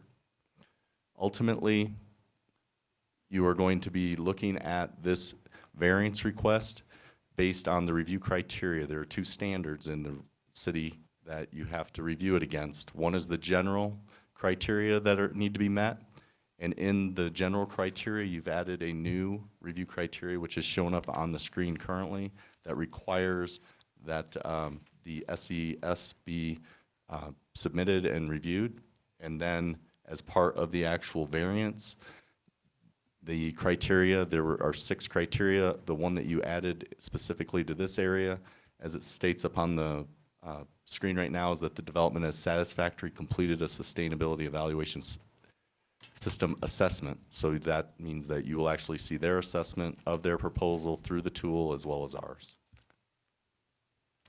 And then ultimately, the council has the normal 3 decisions to make, whether or not to approve with conditions, or deny the variance request. And then council would base their decision on the evidence that was presented and making a finding for the record. And with that, I'm going to turn it over to David, who's quickly going to talk about the wildlife management plan and some of the recommendations. Good evening, Mayor, council members. David Bell, Natural Resources Manager. And as Don talked about the variance process, one thing that's going to come into play is the wildlife management plan now that's been completed and how that impacts that decision council will make. At the highest level, there were some very aspirational goals that came along with that. And that's the existence, the coexistence of wildlife in our community. And in the 2019 update, we added the preservation of wildlife and wildlife habitat too. So those are great aspirational goals, but how does that apply as you get to the landscape level? So the plan does drill down to that point too, where we start talking about how do we actually apply these aspirational goals down the landscape level. And one of those ways is to add some additional waterways to those waterways that are protected by the 150-foot setback. This is something that adding to an existing process we already have is something that staff definitely realizes we have a history with. We've been working with it on the St. Vrain Creek and 4 other water bodies. We do have a 150-foot setback. The public has been able to work with that. Our planning has worked with developers and builders as they worked with that. So it's nothing that's totally new to us. But we did want to take a look at what those additional bodies of water would do to the community and how we help to attain some of those aspirational goals as well as the goals of wildlife management plan. As you heard tonight, increasing wildlife habitat, helping with flood control, providing corridors, and how this really plays into that. As we started looking at that, we said one of the best ways we want to look at is this landscape we're looking at is not homogeneous. It's very diverse as you look at those different waterways. So how would you apply this in a way that helps us achieve those goals? I think staff really has learned some lessons, especially coming out of the Prairie Dog Management Plan, where we had a aspirational goal, but then realized as we applied it to the landscape that we had some consequences we maybe didn't think through the whole way. So how do we give council information they need to help us apply this in a way that meets the goals of the Wildlife Management Plan and also meets all the goals of the community? This list right here kind of goes from our highest level value lands down to ones that have a little bit more challenge in providing some of those wildlife management goals or objectives. So as we looked at through that lens, we looked at those additional waterways and it started breaking down some areas that started to make some sense on how we could look at those. This is Likens Gulch, and if you look at this area here, you start seeing those things that in those higher level pieces in that criteria meet those goals. It has connectivity from Golden Ponds and some high level wildlife, high value wildlife areas along riparian corridors that have meanders and habitat, has trees, it has the areas that we would want to protect, and adding 150-foot setback to this makes perfect sense. As a natural resource manager, this is things that I think we would say we want to see added.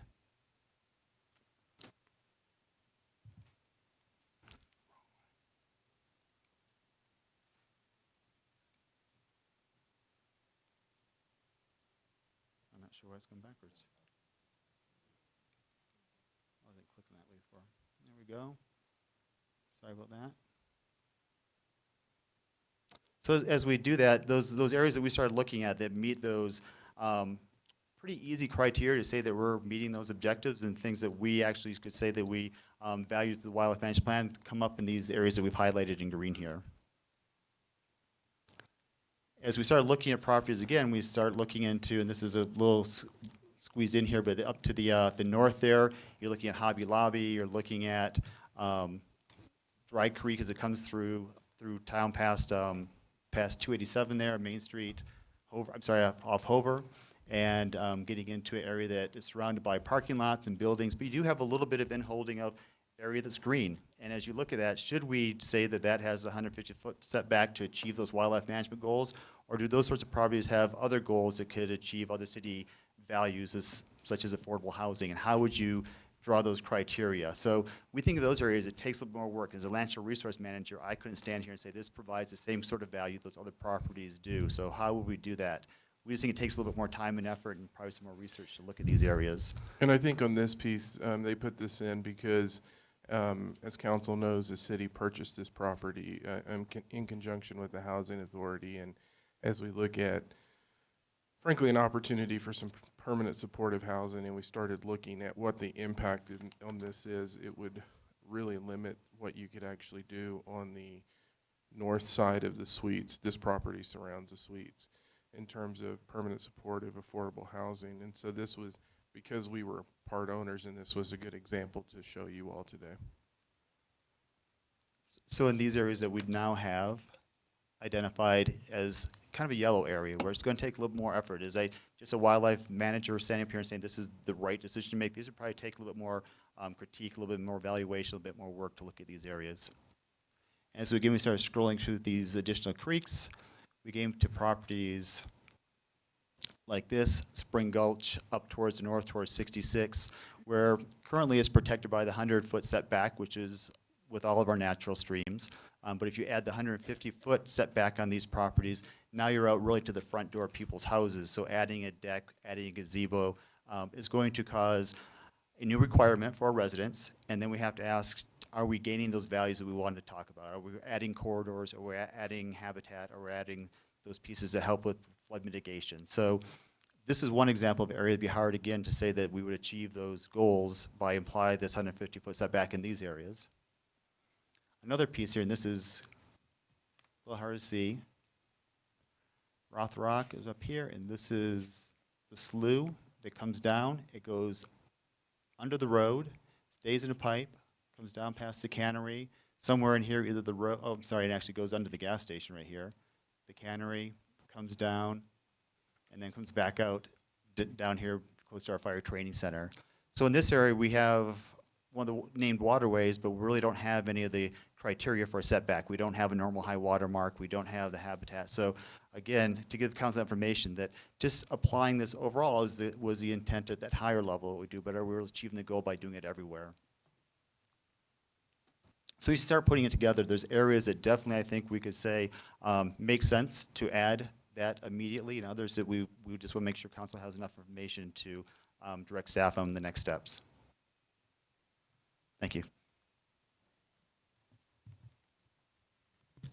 So just to recap again, the SCS tool is already going to be used to assess and evaluate any of the variances to the riparian setback, to the stream setback, and to the wetland areas.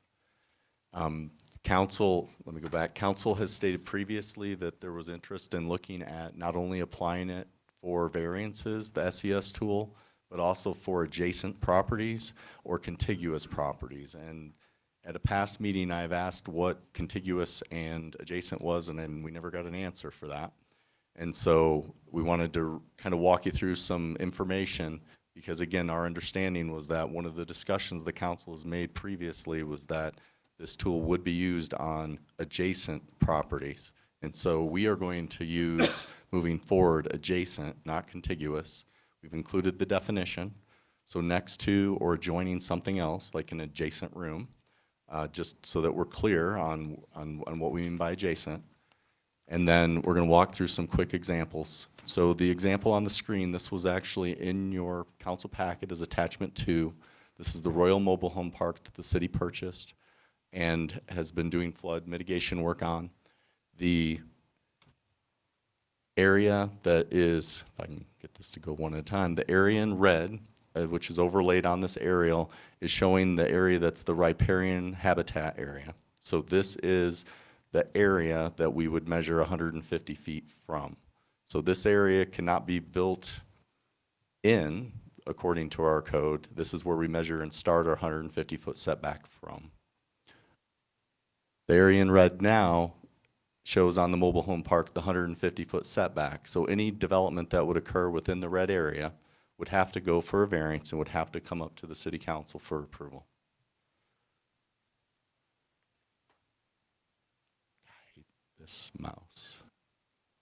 I don't know where this flipper is, but if you can find it, let me know. So the red is one potential area that could be defined as adjacent. So if the SCS is going to be applied on adjacent, one of the questions is adjacent the remainder of the property that is encumbered by the riparian setback? So we're going to go through a couple of examples. So David just showed you this one. So this again is up at Highway 66. And This shows the Spring Gulch number 2 that would go through this area. Again, this color is really bad, so I apologize, but it was brown on the original slides. But there's a brownish yellow line that is showing the 150-foot setback. And then you can see, as I'm going to try and point out with the mouse on the cursor here, the properties, for example, on the west side, that the line is touching have turned yellow. So again, those properties could be adjacent, and they could be subject to the SES if that's what council wishes. Also on the other side, you can see again where the yellow line kind of goes, and additional properties then that it touches would be subject to the SES if council chooses to go that route. The other is, and that's adjacent, so that would be what I would think is the normal definition of adjacent. But there has been discussion amongst council and at meetings about a certain distance away that it would be subject to. So now I'm going to walk you through a couple of examples. Again, in this picture, this shows the Royal Mobile Home Park. The pink, the lighter pink areas, again, these colors look better on a different screen, but these lighter pink are showing, again, the adjacent properties.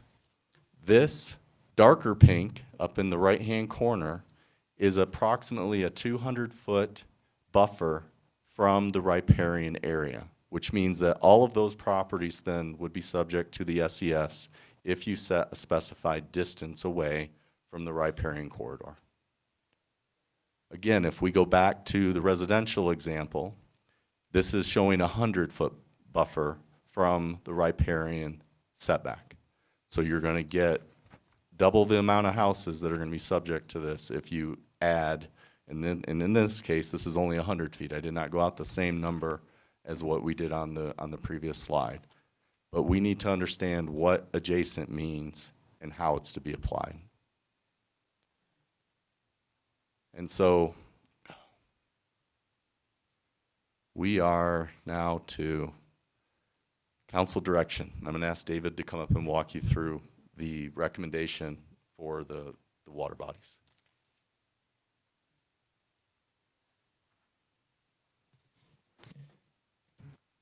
Mayor, council members, in this source, the staff recommendation, one of the things we had a challenge with how we summarize it really tightly and succinctly, so we thought we'd just go back to this slide right here where we have the green, the yellow, and the red.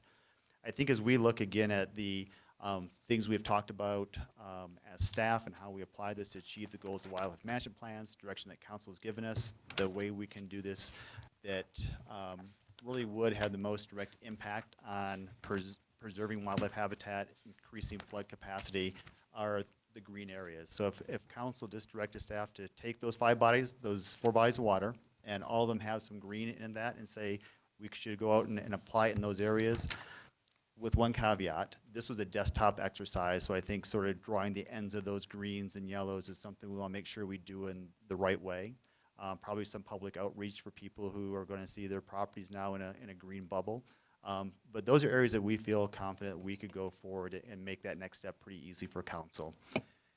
The next step would be the yellows, and as we start looking at how would you do that, and again, try to get the best return on staff time and investment and impact to the community, and start looking at some of these yellows that connect to greens, and these then connect from greens and they come out to county open space, so we would start getting some corridors that work.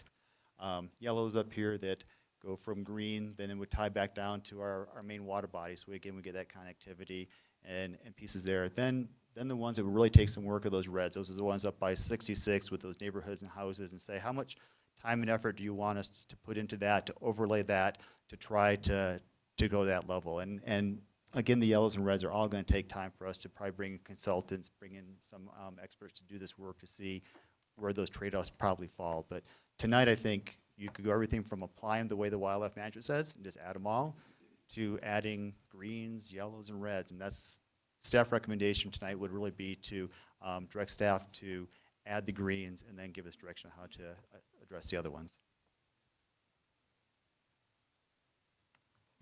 Councilmember Martin. Thank you, Mayor Bagley. Mr. Bell, do you have any kind of an assessment of, for the greens, the yellows, and the reds, of, in each case, how much of that property is in developable property that is not owned by the city? That was not an exercise we carried out at all. I'm going to look at my shoulder real quick to see if Don just has any sort of institutional knowledge on what that might look like. So we did not do that. Again, that's just the level of going out and looking almost lot by lot, property by property, to figure out what that would be.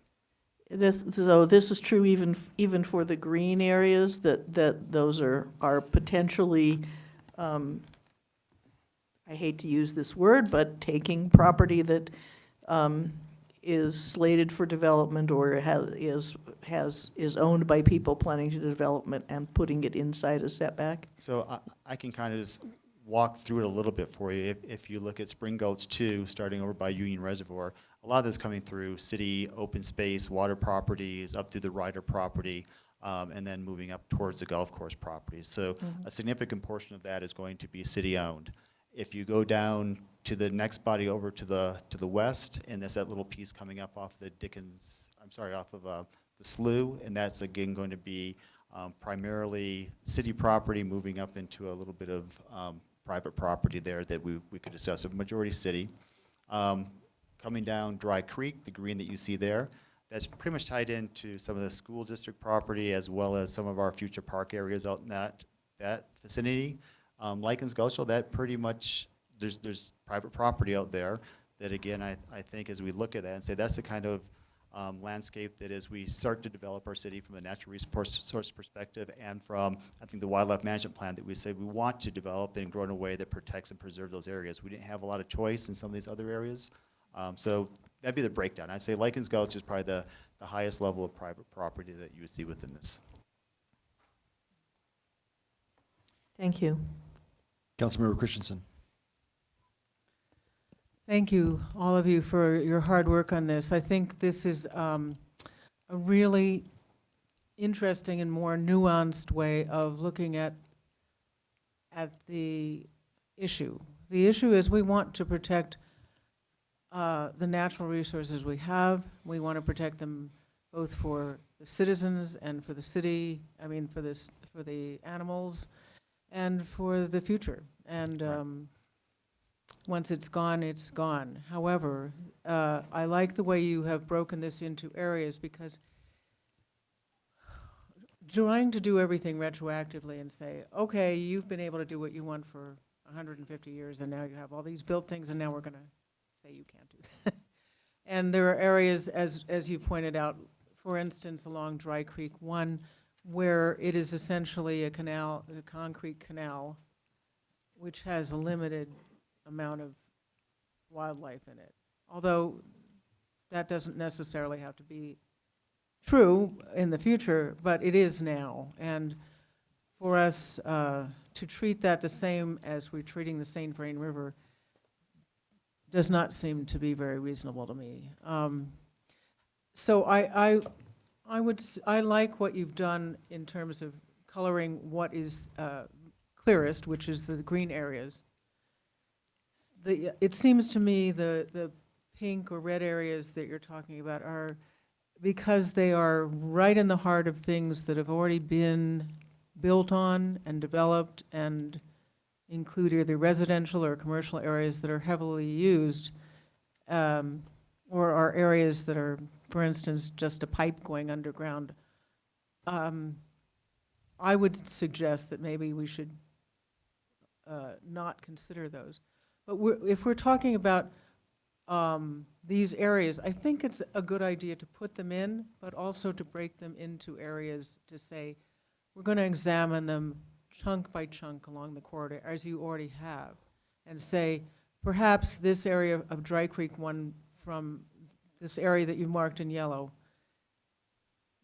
we need to look at that and see whether that is actually, from the terms of your habitat evaluation, what is the habitat there? Is this really an area of wildlife, or is it something that would have a higher purpose? And So in terms of nexus and proportionality,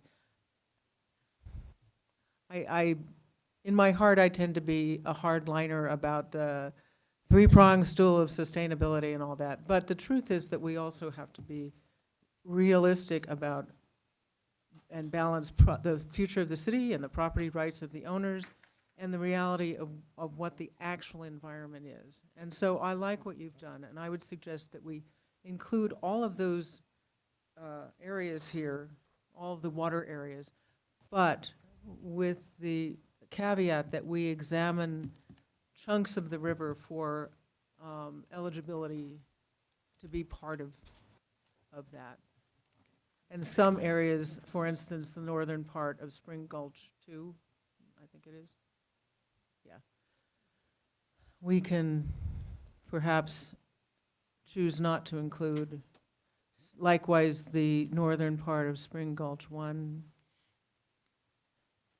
But that I think we need to actually look at the area as it is.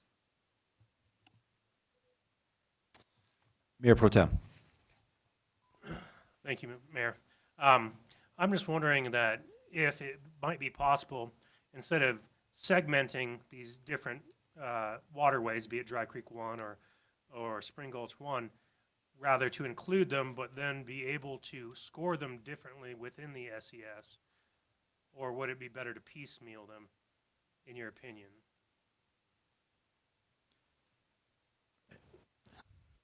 Mayor Bagley, Councilman, Mayor Pro Tem Rodriguez. Not having gone through the SES on anything more than kind of a back look at how some of those bigger projects and how much time that takes, I'm not sure where that trade-off would fall at this point. It's something we could definitely consider.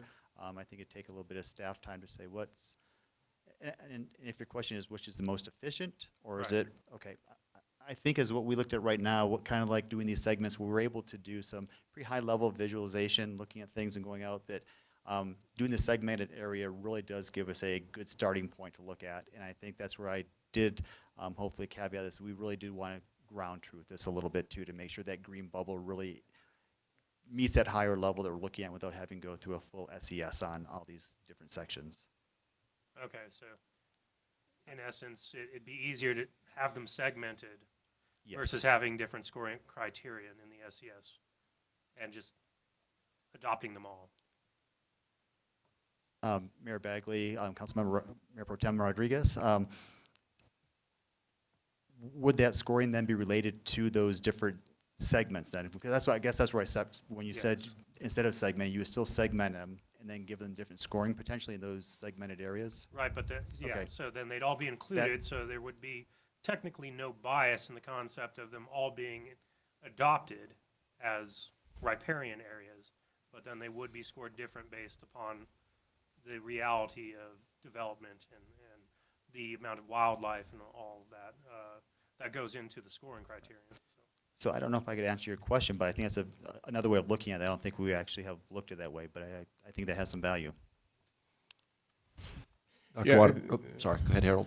I think the challenge will be then is how do you, as you look at nexus and rough proportionality and those issues, how do you then make the distinction with that? I think it's easier to make the distinction based on developed conditions and what's there. I think we just start creating potentially based on conversations where our legal staff has advised us, we could get ourselves into an even more complicated situation. Dr. Waters? Thanks, Mayor Bagley. Well, it's obvious a little more complex than just painting it all with the same brush, right? And context is going to matter here in the specifics of these stretches. So it might, as I'm listening to the exchange about scoring but applying differently, it seems to me that until we answer the question, what does a score mean, which we haven't done yet, have we? Is there a threshold score in the green areas? You've got to hit a fill in the blank to be in the game on whatever those elements of the SES we've used to evaluate a proposal. That will be coming next. In terms of, well, I see that you've tested in a couple of areas, and I see some numbers attached. So that with that will be some at least a recommendation on on how to think about what that number means? As Lisa gives her presentation, I think that's be, again, what she's looking for from council, the direction as we start getting these numbers, how we want to start interpreting those, and how council wants us to take the outcome of that process and apply that. So that's the interpretation is the point. Correct. And it would seem to me that we ought to pick the areas where we can most, with the least amount of legal fallout, that is the most straightforward, where we can apply the tool and whatever the rating system is, which would be the green areas, obviously. I'm not crazy about, taking anything off the table, but I do, if we go to just look at some practical applications here, go to slide 18 of the 38, right?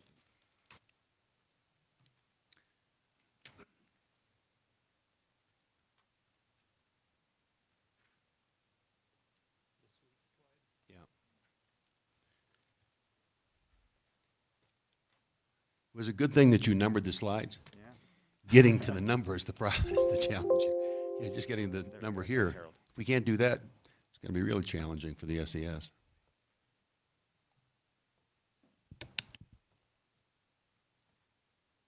Is this a slide? 18. Oh, wait, sorry.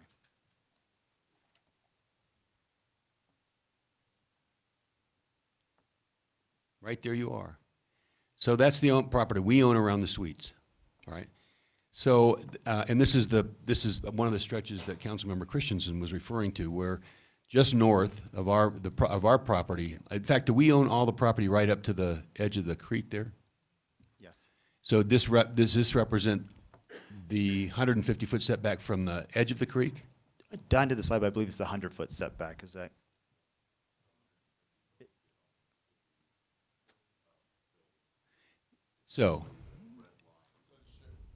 So it's the inside red line. Yeah. Yeah. So this is just as I, look at this, think about what we have as a concrete channel there. It is an area that has been abused, right? If it was developed thoughtfully, almost anything we do is going to improve it in terms of a greenway, habitat, the things we'd like to accomplish through the SES in terms of protecting. In this case, you could actually enhance the area by developing based on the way it sits right now, it seems to me. Obviously, it depends on how you develop it.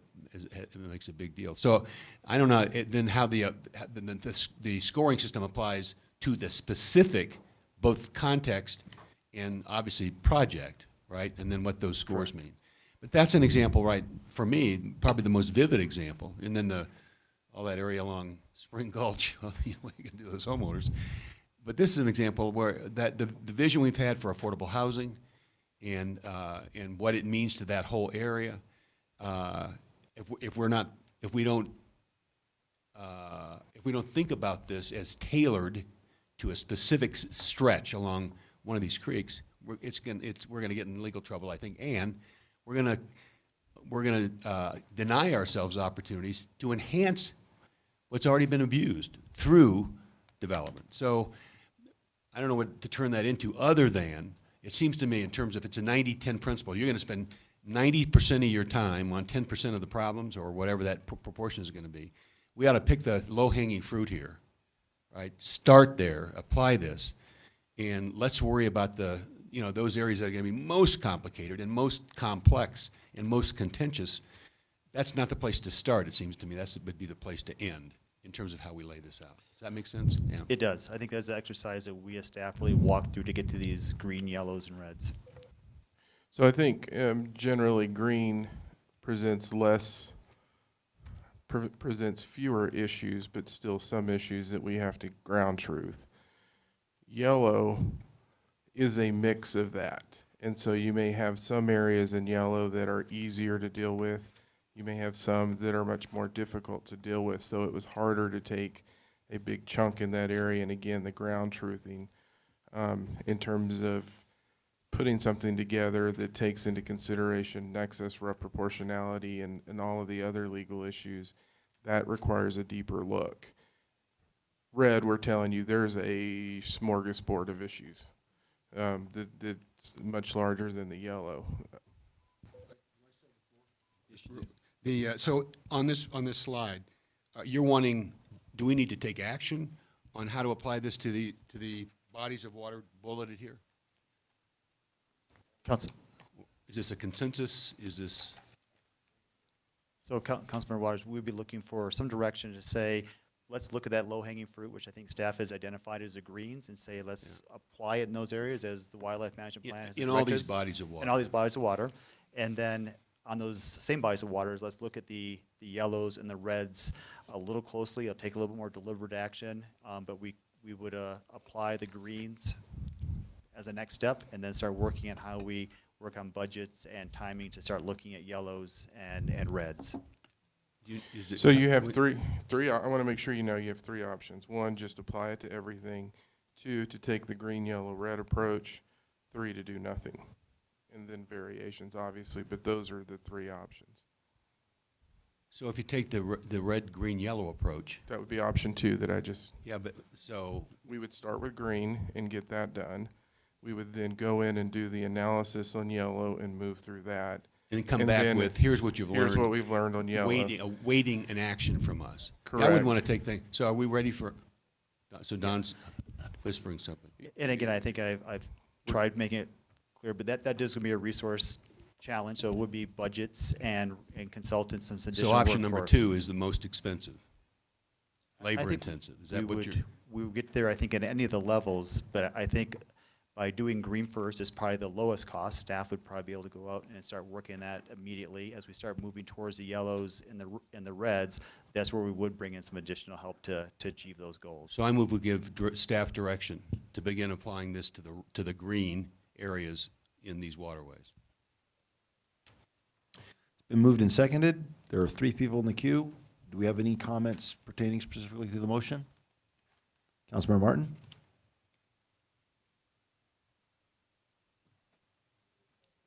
I'm sorry. I cleared it. Go ahead. Sorry. Councilmember Peck and Councilmember Christensen, could you jump back in? I hope this pertains to the motion. I had a question about what going block by block really means.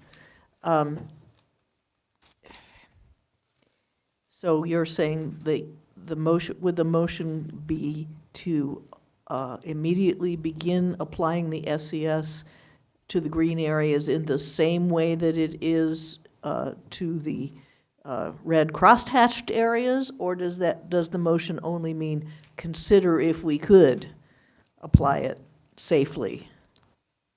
I think when we did the greens, we felt we could apply that pretty much as council would direct us to go forward with, and the wildlife management plan says, the way we're applying it to the St. Vrain in those red crossed areas. The only caveat I'd throw out there is, again, this was a desktop exercise and make sure those ends of greens and stuff really, I think as Councilmember Waters said, the low-hanging fruit that we feel that we don't get ourselves in an area that's going to be more challenging. But I think we've done a pretty good job looking at from kind of that Google Earth level, but getting on the ground would help. With 2 additional pieces. A, we have to bring the ordinance back. Yes. B, we have to have the appropriate community involvement in that as well. Right, so you'd have to. Those 2 things have to come along. We're just saying, in terms of the volume and the amount of work, that's much different in the green section. Okay. And then the remainder of my question is, the yellow and red areas are still subject to a 100-foot buffer area, is that correct? That is correct. And if a variance to the 100-foot buffer area were requested, like somebody wanted to add a porch, would the SES tool also apply to that variance request? Yes. Has to come back to council. Okay, thank you. Councilmember Christensen. I do think this is a sensible approach. I frankly would leave out the smorgasbord, as my people call it, which is the pink ones. But I also think that this would give everybody a little bit more assurance that we are protecting the greenways, we are protecting the river corridors. But it would also give assurance to developers planning to build in some of those areas that we will be looking at it specifically, and if they are planning to build in the yellow areas, we will be particularly looking at it differently than say, the St. Vrain corridor. And I think it's important that the developers have some idea what we're planning to do instead of just kind of leaving them hanging. So I think this is a good direction to go. Councilmember Peck. Thank you, Mayor Bagley. I confer with Mayor Pro Tem Rodriguez and Councilman Waters in the fact that I think the ones outside of the green should be a different scoring. But what I'm hearing from you is that you need criteria on what that scoring would be based upon. Is that correct? Councilmember. Because some of the things you've told us, that scoring, for example, the pipes, the underground waterways, the cement culverts or the cemented waterways, those would be scored different, but would it save staff and research time if council, using your knowledge right now, gave criteria to break down? Am I making sense? That we know some of the reasons already, right, as to why we should score those differently. So when Lisa goes over that, we have criteria in the SCS that's primarily focused on the environmental issues, again tied to rough proportionality and nexus. I think what I tried to say earlier is when you start changing criteria for different areas in terms of how you score it, it brings in another level of complexity from a broader legal component in terms of how we move this. I want council to know that I think when we say we move through this, I think we'll have to figure out how we structure the work. But when we say block by block, I think it's really just putting putting boots on the ground and working through and identifying what are the issues that come into play in those specific areas. When you see those homes, what we're trying to do is say that there could potentially be unintended consequences there. Mm-hmm.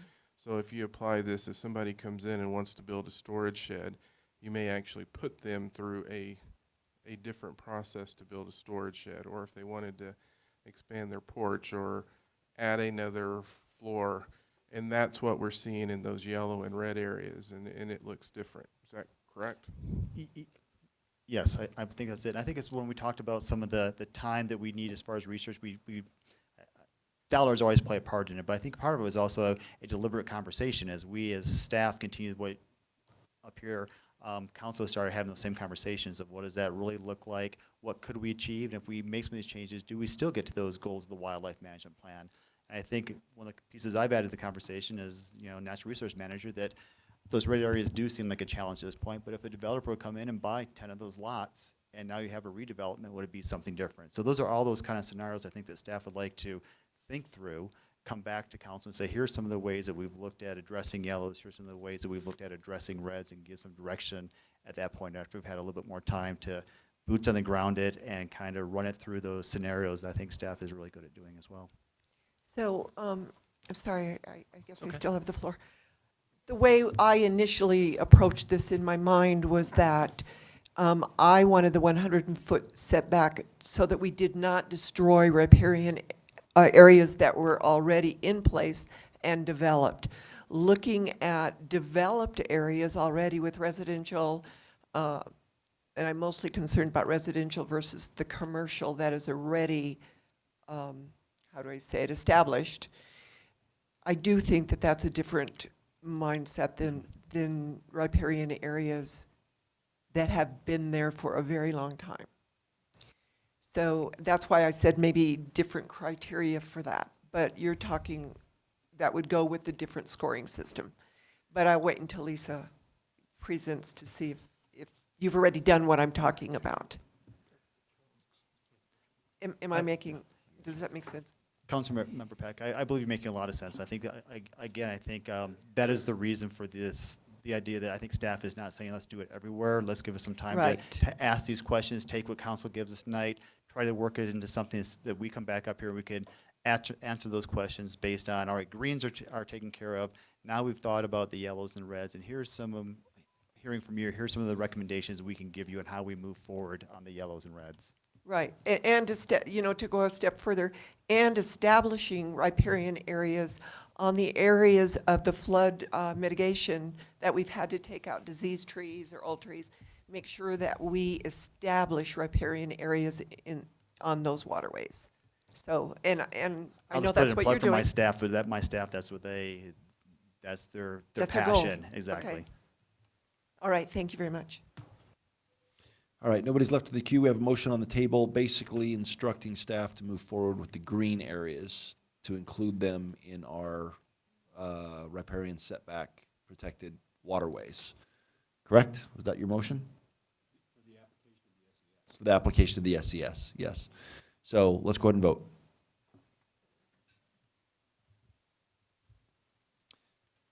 That passes unanimously. All right. Anything else from staff? Yes. Okay. Oh, yeah. We've still got a few slides left. That's what I figured. 4. But So- they're big ones. Hopefully last time you see me. So what is riparian adjacent? And we would like to get direction from you on this. Is it the remainder of the parcel that's located outside of the riparian setback? So if we look at the mobile home park again, it'd be the buildable portion? Or is it going to be a specified distance from the riparian setback that's going to grab other parcels that do not have the riparian area on them? Or are we not going to do anything? I guess you have 3 options, which would be not to apply it currently. And staff's recommendation right now is that we do not add any additional adjacent areas to the SES until we've had time to go through and actually apply the SES system to the variances and to further evaluate what the extent would be of adding all of these properties, however you define adjacent. Councilmember Peck. Thank you, Mayor Bagley. Don, when we discussed this before, I think the reason that we did not give direction was that the idea of contiguous came up. And so in your experience or knowledge, what would be the difference between adjacent and contiguous? The definitions, when you look them up, are really, for the most part, the exact same. But typically, how I would look at contiguous would be that it would be properties that touch. It would be the second version.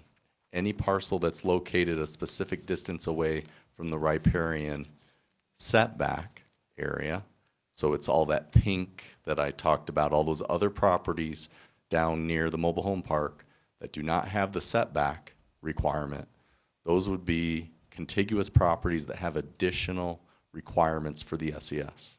That's how I would look at it. Okay, thank you. Councilmember Martin? Thank you, Mayor Bagley. I move that we direct staff not to add any area to the existing setbacks according to what we've already directed you to do. All right, it's been moved and seconded. Councilmember Christensen? Mayor Pro Tem Rodriguez. Thank you. I'd just like a clarification on the motion, as in it would be the remainder of the parcel located. Is that what your motion is? Remainder of the parcel located outside the riparian setback. So the example being the Royal Mobile Home Park, for instance. There's the piece that's in the setback, and then there's the section that's just part of the parcel that's outside of the setback. My intent was nothing. So, for example, we're still talking about variances, right? So you shouldn't need a variance on the part of the property that is outside the setback. And so I'm not even sure what the meaning. Yeah, okay. So I mean, don't add any area other than what is protected by the setback. The 150-foot setback. Yes. Or the 100-foot setback, since the previous answer said that we would still apply the SES in areas that only are protected by 100 feet. Correct. So, yeah, that should be enough area. All right. Mayor Pro Tem Rodriguez? Thank you, Mayor Bagley. Because the SES is specifically addressing variances at this point in time versus what could happen in a future iteration as outlined in 3.0 per se, I think it's an appropriate motion, but I would like to see in version 3.0 that the SES does eventually apply to what would be the remainder of the parcel. But I still will be in favor of the motion because we're specifically talking about variances. All right. Is that clear enough? Okay. Let's go ahead and vote.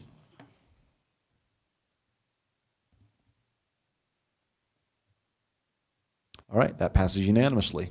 One slide down. 3 to go. Thank you. Lisa's going to come up and talk about the tool. All right. Let's see if I can get us back here. Mayor Bagley, council members, Lisa Knobloch, Sustainability Program Manager.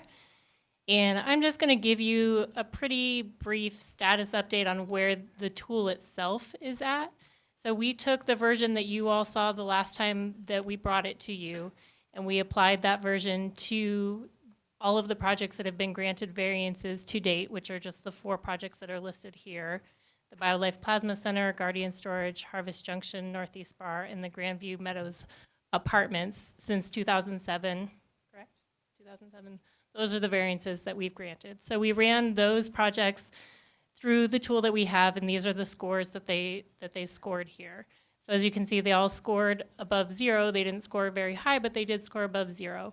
And the tool itself, if you remember from when we've discussed it to you before, was really built to base those scores on improvements to baseline conditions. So we're really trying to get at some of the questions you have all brought up tonight of are those projects in essence providing a net improvement to the site or any sort of further degradation to the site.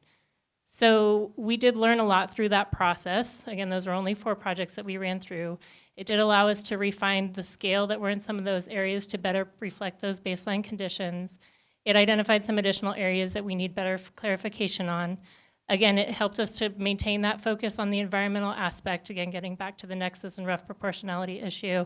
And it really showed us that there's still more work to be done to really get at that point of what does that score actually mean? I think we've determined at this point in time that we don't have enough information to set a threshold to say a project must get this above 0 in order to move forward because there's too much variability based on the different sites. And again, we're really trying to evaluate based on improvements to baseline conditions. So our next steps, we do have revisions from Clarion and from Corey Hoffman from the legal standpoint that we need to integrate those revisions into the tool. We would like to rerun those variances again through that based on those revisions to see if that changes the scores that those get. Again, really focusing on making sure that we're really getting the desired outcomes that we want. We need to determine how we best present the information that's coming out of that process so that you can really use that as a useful piece of information as part of your decision-making process. Again, that it's one piece of those different criteria that Don talked to you earlier that you would go through with any application coming forward for a variance. And then we did identify that there are some areas where we can look at for future code amendments, things that we might actually be able to pull out of the SES and just put into code. So that's where things stand at the tool, where the tool is at currently. I think to answer some of the questions, the refinement, I think Councilmember Peck and Councilmember Waters touched on this, is really the refinement of the scoring to the baseline. That's what we realized we need to work more on because the baselines for each property are different and how do we make it relative and informative for council? Do you need anything else from us? Not on that in particular, unless you guys Okay. have any other questions. Councilmember Martin? Thank you, Mayor Bagley. So these properties were scored after the fact, correct? Because you weren't using the tool. Correct. So some of the scoring points, I'm familiar, I think, with 3 of the 4 of those areas. So they've got ugly paving and ugly fences in there because they were just granted the variance. Okay, but the tool could have associated with each scoring point technologies that could be applied to raise the score, perhaps. So, for example, impervious versus pervious surfacing. So if you could set a threshold and a variance request would come up with some suggestions for how to raise the score, then that could be something that the council could be brought to the council for consideration, correct? Because that seems like the direction that we ought to go. At this point, it's becoming a negotiation. All right, yeah, you can have this variance if you improve the conditions of the land to the benefit of the protected area by what you're going to do. And improving the quality or reducing the amount of runoff, for example, would be one way that you could do that. Does that seem like a way that the tool could go? Councilmember Martin? I believe so, yes. I think we would have to really sit down and look particularly at the issue of nexus, because that's really where we get into what we can mandate and what we cannot. But I think that as part of the review process, and that's something we can discuss with staff, of how we can give recommendations to a project coming forward on how to increase that score potentially. Whether or not we can set a threshold, I'm not sure of that yet, because I'm not sure that we've gone through enough projects to really be able to say that definitively. Okay, so it sounds like you are honing in on a way to make this applicable and make it informative in terms of what needs to be done. Yes, absolutely. Okay, yeah. Thanks. All right, thank you. Anyone opposed to a 5-minute break? All right, let's go ahead and take a 5-minute break.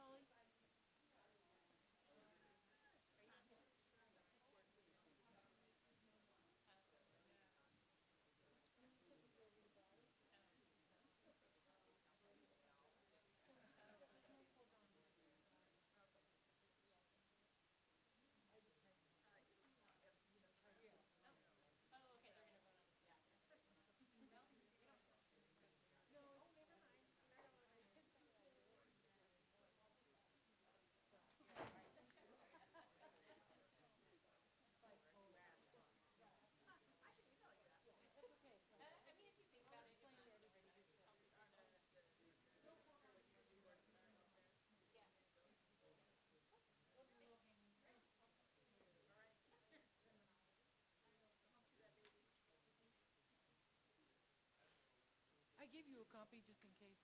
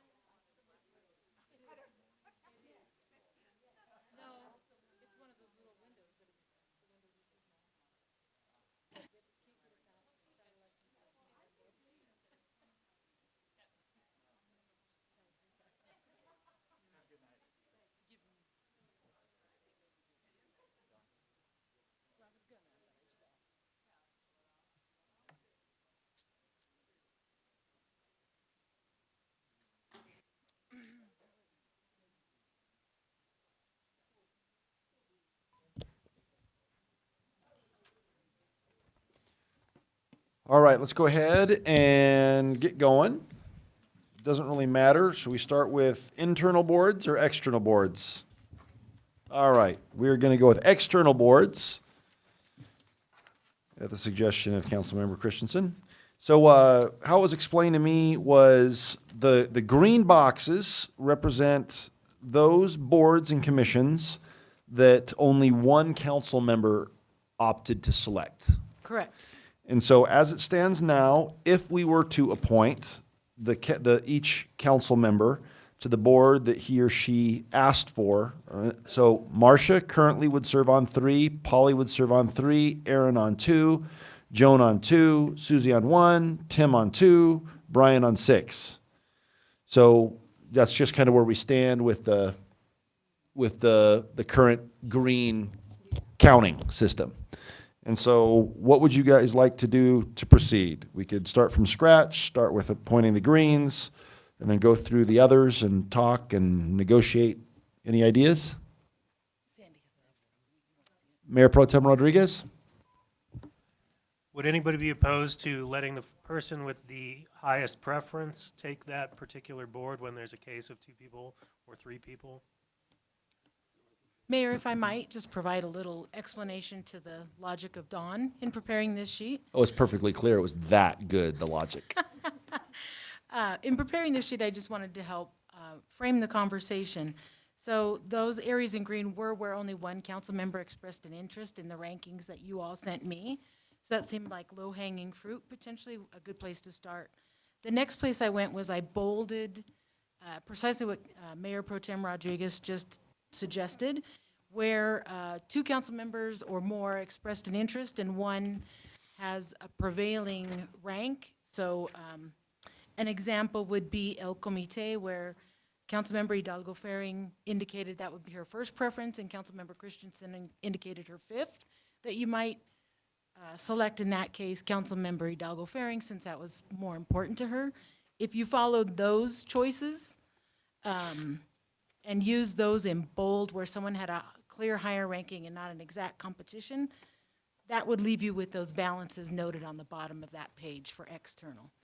On the boxes bolded, either nobody was interested or you have a discussion to have where there's equal interest or lots of interest, as it were. Mostly just trying to help you get through the conversation. All right, cool. Thanks, Don. I guess the other thing is Mayor Pro Tem Rodriguez, I would have no problem with that, as long as we also keep in mind how many boards everybody's getting. So that way, I mean, I would love to see Susie do all the work. But that wouldn't be fair. So, all right. So, I'm sorry, Councilmember Christensen?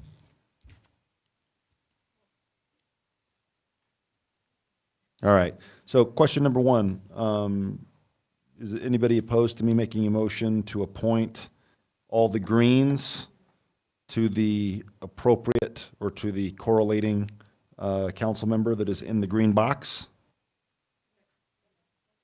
Thus moved and seconded by Councilmember Christensen. All right, let's go ahead and vote. Raise your hands, please. Oh, sorry. All in favor? All right, that passes unanimously. And that's for all external boards. That's for all external boards. Okay. Same motion for all internal boards. All right, it's been moved and seconded. All in favor? All right, it passes unanimously. Love you, Don. Look at that. Just look how fast you're helping us move. Welcome, all right. All right. Progress. Okay, then let's go back to, we were on external boards, right? Councilmember Christensen? Is that what you wanted to do? External? All right, okay. All right, so we just take one at a time. And so you're saying if there's a box and there's nobody in it, should we go with the ones that we care about first? Or we could just work our way down the list. All right, well, I guess what I'm wondering is, so we need somebody for the Boulder County Consortium of Cities? As the voting alternate. Right, the only reason I proposed the other way is because somebody fills up with, nobody cares about that stuff.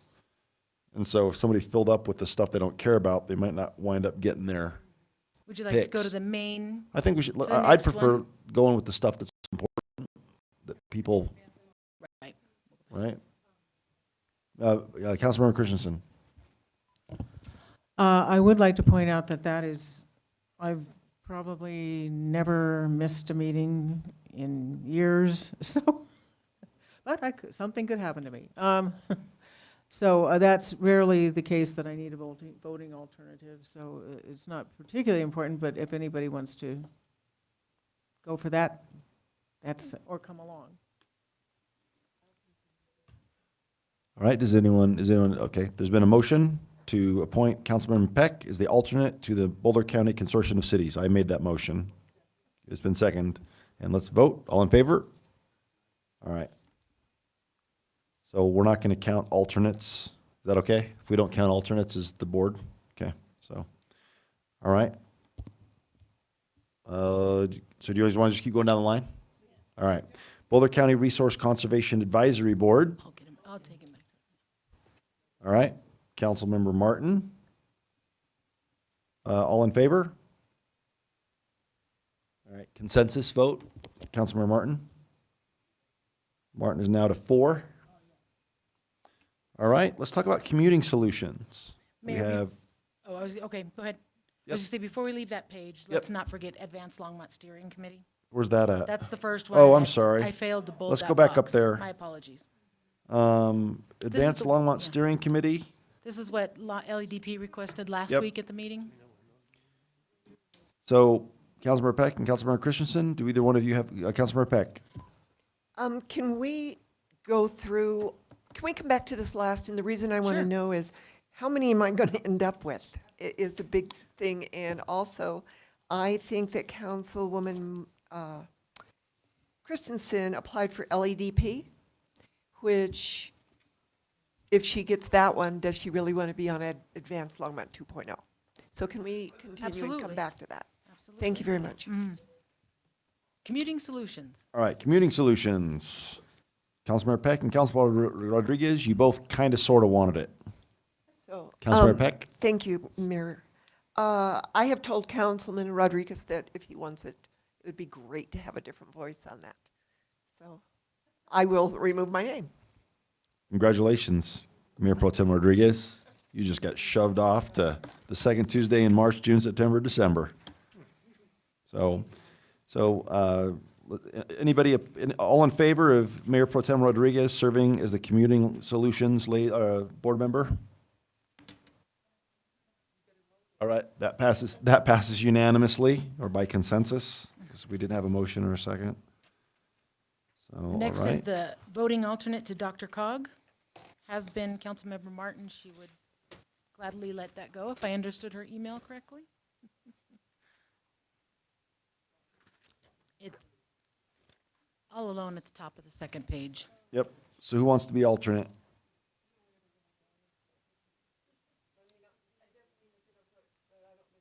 Right.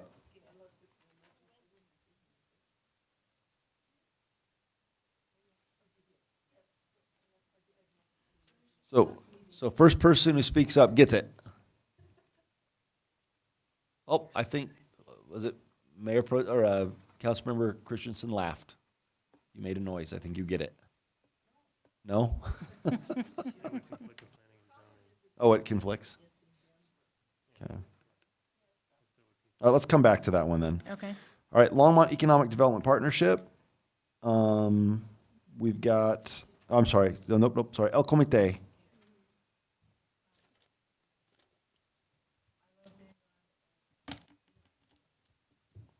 Sorry, Mayor, Mr. Mayor. I love being on El Comité, but I'm quite sure they would love to have Susie even more. So go to town.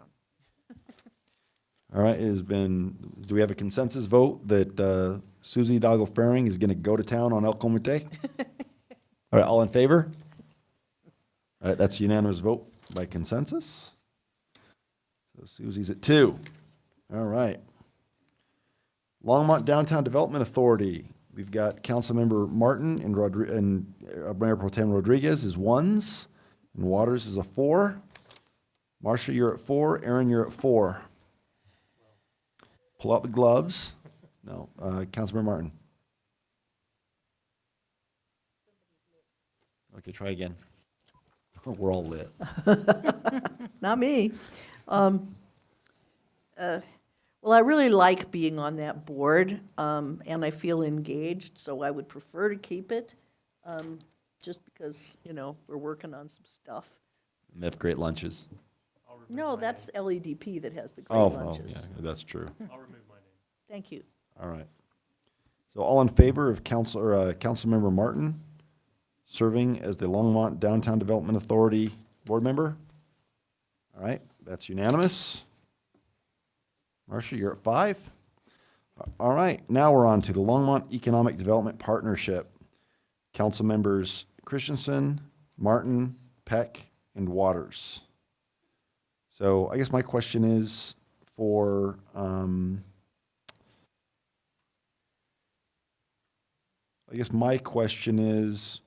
was there a reason in your, I don't understand the logic on this one.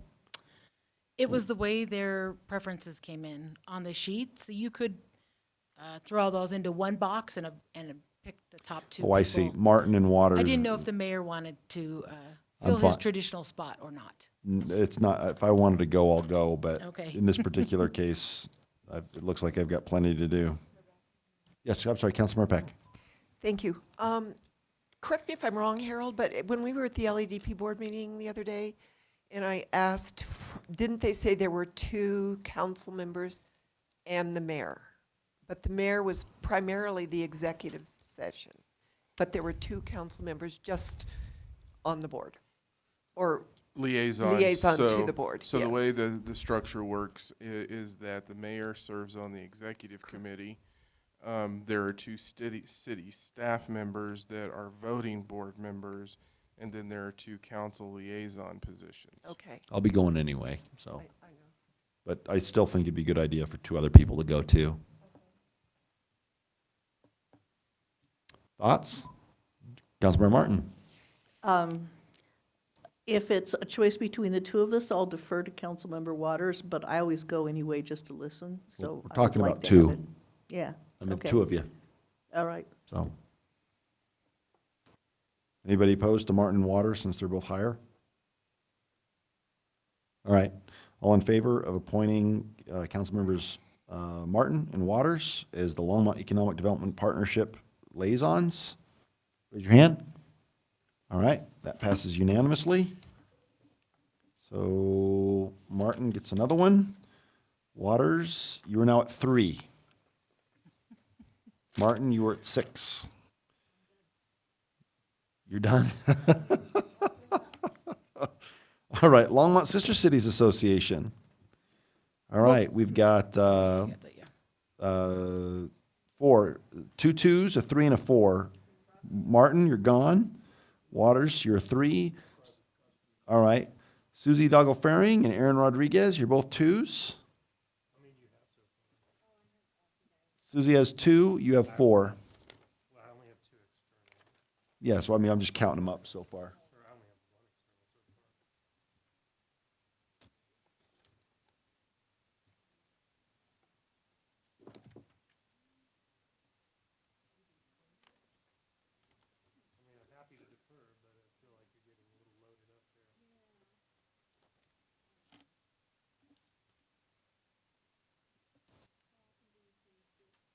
Every 2 years. Every 2 years. So just for whatever it's worth, they meet frequently. You'll probably be going at some point to out of town, either to Japan, Mexico, or Wyoming. You'll, I mean, I don't know how, yeah, all right. All right, so all in favor of appointing Mayor Pro Tem Rodriguez as the Longmont Sister City Association liaison, raise your hand. All right, that is a unanimous consensus vote. Aaron, you're at 5. Okay, on to the North I-25 Coalition. We've got Susie Doggle-Faring and Aaron Rodriguez at 4, and Joan at 5. Okay. Should we give Susie this one? And don't be shy, go in and elbow the hell out of those guys. All right, all in favor of appointing Susie Doggle-Faring to the North I-25 Coalition, raise your hand. All right, that passes with a unanimous consensus vote. All right, Visit Longmont.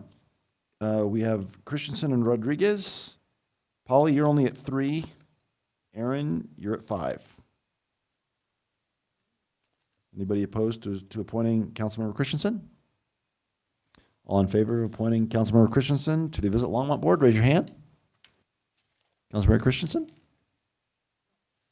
All right, that passes unanimously. Yes, Councilmember Peck, I'm sorry.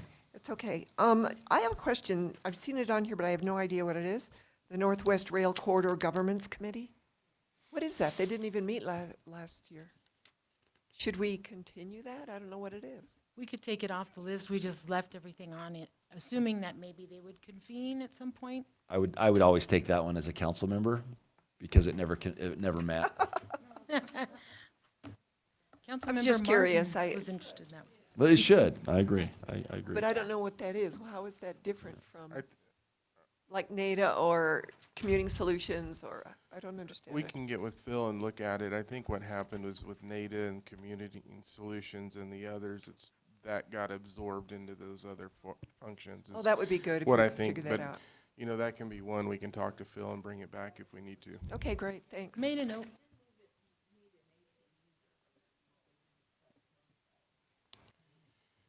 It may be gone. Councilmember Christensen? That was your Submitted question? All right. Back to Advanced Longmont Steering Committee then, is the only last thing there on that sheet. Kachipoo? Rock, scissors, paper?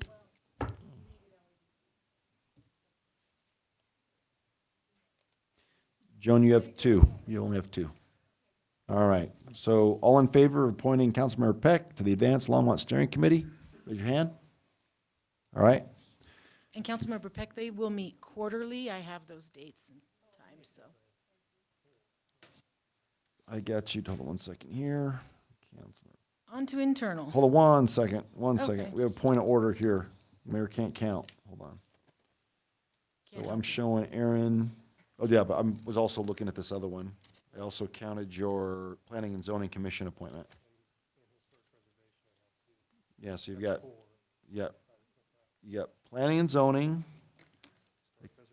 You're doing a total count, You Mayor, got of big Commuting both? Solutions. You got, let's see here, where'd it go? Longmont Sister Cities. Where's the other one? Couldn't have been that far off. Hold on. We've got, okay, Historic Preservation. Planning and Zoning. Commuting Solutions. Longmont Sister Cities.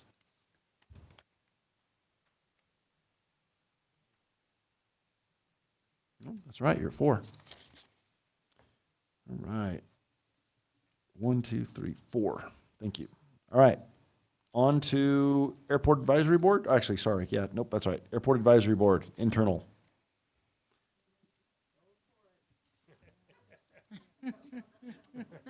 All right. All in favor of appointing Councilmember Peck to the Airport Advisory Board, raise your hand. All right, that passes with unanimous consensus. All right, Art and Public Places. Should we come back to those? Or just somebody want to grab it? All right. I knew you weren't done, Marcia. All right, Marcia Martin. Mayor, I don't believe necessarily you could identify someone for Asset Forfeiture Committee. But we- Rarely needed. Only if we get state funds, okay. Yeah. All right, Cable Trust Board, Councilmember Peck is a 2, and she only has 3 boards. So Mayor, on that one, we could also wait until January, until the Longmont, what's the new name? Public Media determines what that looks like. Cable Trust will, yeah, please.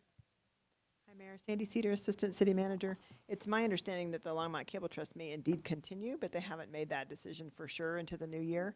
The Longmont Public Media is still working through whether they are going to have an advisory board or whether that's going to be have somebody on council or not. So you may just, maybe appoint somebody to Longmont Cable Trust, and then if the Longmont Public Media decides to have an advisory board and invites the council, we can transfer that. But if not, Should we, You're off the hook. should we appoint Councilmember Peck and just treat it as kind of an alternate position at the moment, not count it? Or no?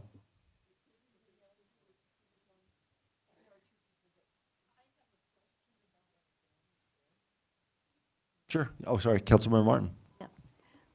Sandy, what would the meaning of the Cable Trust Advisory Board means? Because the Cable Trust revenue stream goes to the Longmont Observer, DBA, whatever the hell. I'm sorry. I believe their new name is going to be Longmont Public was a Media. good Yes. quote. But it is my understanding at this point, the last thing I heard from the board is that they plan to continue to be able to provide programming to now, who will be Longmont Public Media, that they will continue to do video recording and that they will continue as an entity. That's the last thing I've heard, the Longmont Cable Trust. As a board and as an entity, so far has decided to continue on after removal of their funding stream and facility. Interesting. Oh, I don't want to be on that board. They don't like me.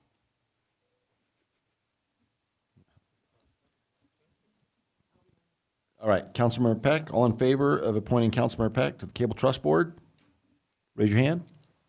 All right, that passes by unanimous consensus, and I will not count that as one. All right. Go ahead, There are two Oh, I'm sorry. spots. Who else other than Councilmember Peck? Councilmember Christensen? All right, so Councilmembers Christensen and Peck have now been, sorry, all in favor of appointing Councilmember Christensen to the Cable Trust Board, it's the second slot. Raise your hand. All right, that passes by unanimous consensus. All right, Golf Course Advisory Board. Dr. Waters, all in favor? Actually, nope, We sorry. did those. We Nope, did the Library green. Board. Yep. We have Dr. Waters and Susie Doggle-Faring. Susie's at 3. Tim's at 3. Oh, Councilmember Christensen? Oh, that's all right.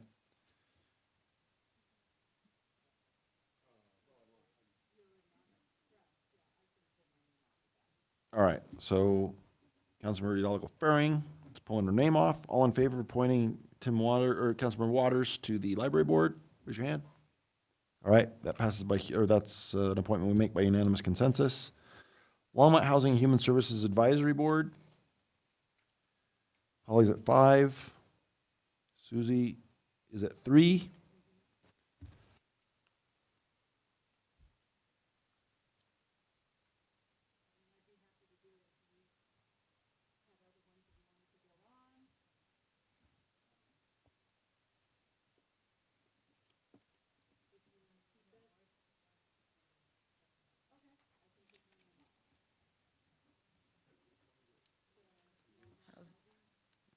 Longmont Housing and Human Services Advisory Board.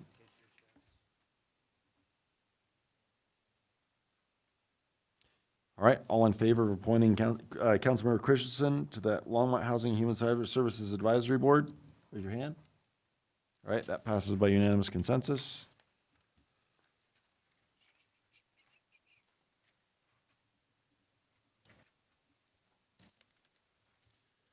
All right, Longmont Youth Council.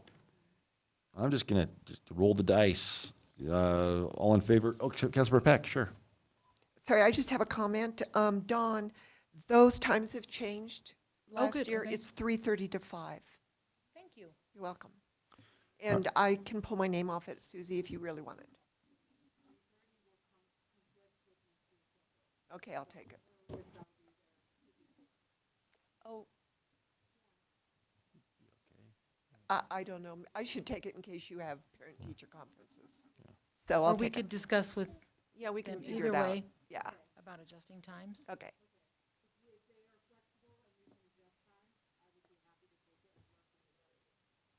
We will ask. If there's any issues, we'll come back. All right, so should we appoint? We can change. All right. Okay, all in favor of appointing Susie Doggle-Faring as the Longmont Youth Council liaison, board member? Raise your hand.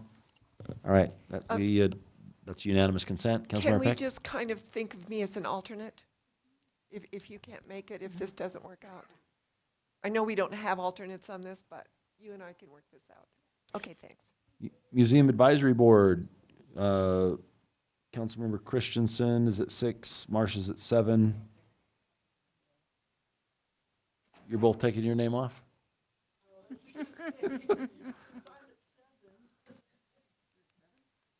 Yeah, it looks like you're about at 7, but.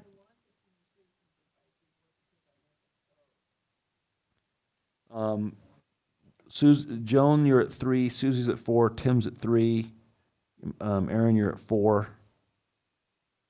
Anybody want to speak up and take the museum advisory board? All right. Councilmember Christensen, all in favor of appointing Councilmember Christensen to the museum advisory board, raise your hand. All right, that passes unanimously. All right, Neighborhood Group Leaders Association. Ooh, 2 number 1s. Tim's at 3, Susie's at 4. We've got, what do we do? Roll the dice.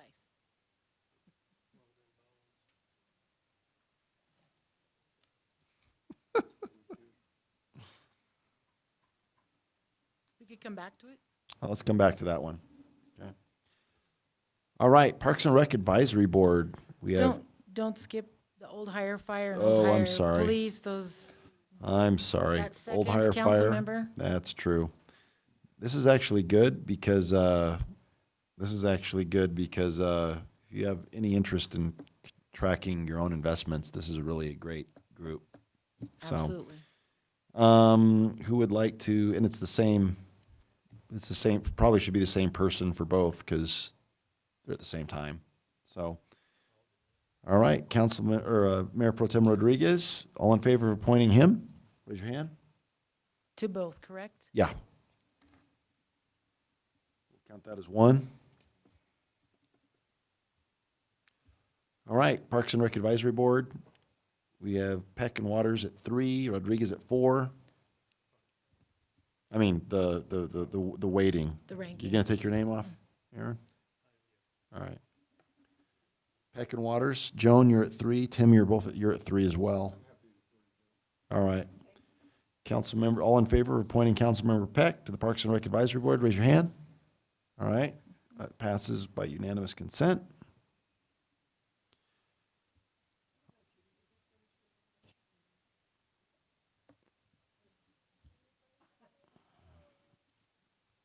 That's the one you really, really wanted, right? Yeah. All right. All in favor of appointing Marsha Martin to the Senior Citizens Advisory Board, raise your hand. All right, that passes by unanimous consent. Marsha's going to have a busy year. All right, Sustainability Advisory Board. We have Rodriguez and Martin. Mayor and council member indicated to me that she thought she had put her name in for this. Oh, okay. I may have made a mistake, I'm not sure, but toss her hat in the ring on that one.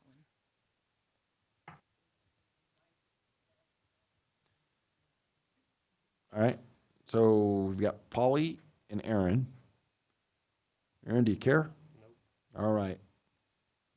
All in favor of appointing Councilmember Christensen to the Sustainability Advisory Board, raise your hand. All right, that passes unanimously. Polly, it looks like you're at 8. Transportation Advisory Board, we've got Peck and Rodriguez. Joan is at 4. You're at 5. Okay. All in favor of appointing Councilmember Peck to the Transportation Advisory Board, raise your hand. All right, that passes by unanimous consent. Can you guys double check and tell me how many boards you got? Tim's only got 3, Susie's only got 4. I've got 6 that I can't change. Joan's got 5, Aaron's got 5, Polly's got 8, Marcia's got 8. And we need That's what I'm NGOA counting. Double still. check my math. This does not include alternates. So if you could count up how many you NGOA. got. Right, and I was gonna suggest peeling off Marcia and Polly, maybe picking 1 or 2 to feed off to Susie and Tim. You have 8 for you? Can you do that again? What ones are they? Let's list them off. I can't be that bad of a counter. Which ones? Read them off to me, will you? Yep. Okay.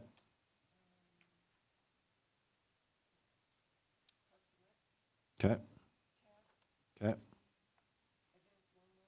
Okay. Okay. Nita, are there any of these alternates? Okay.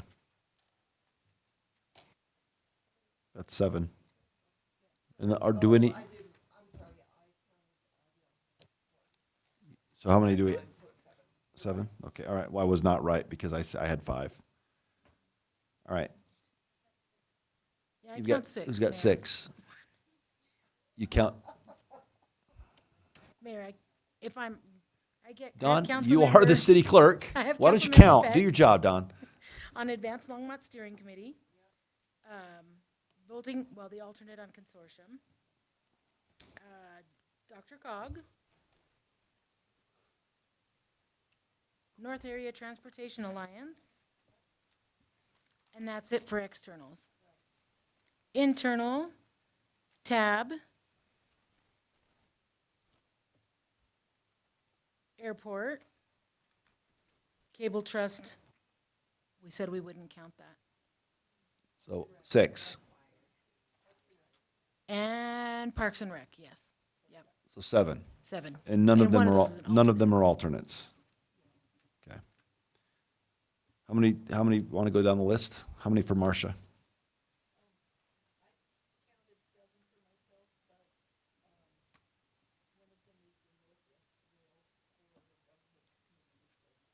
Okay. Polly, how many you got?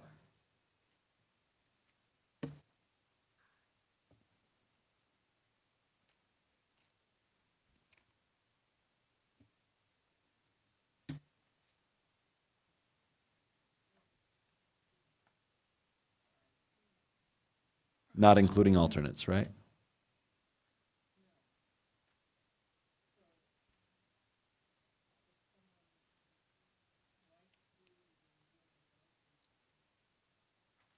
Okay. Well, we'll get there. Aaron, how many's he got? 5? Okay. Susie? 4? Hey, got one right. Tim? Okay. And then I'm showing 6. Okay. And then we also have one other issue. And that is there was in the event that I can't in the event I cannot make the PRPA board meetings, so the way the charter's written, technically mayor serves on the board, but I don't have to. I could not sit on it and appoint a council member or whoever. If I can't make it, is anyone opposed as Councilmember Martin sitting in my stead?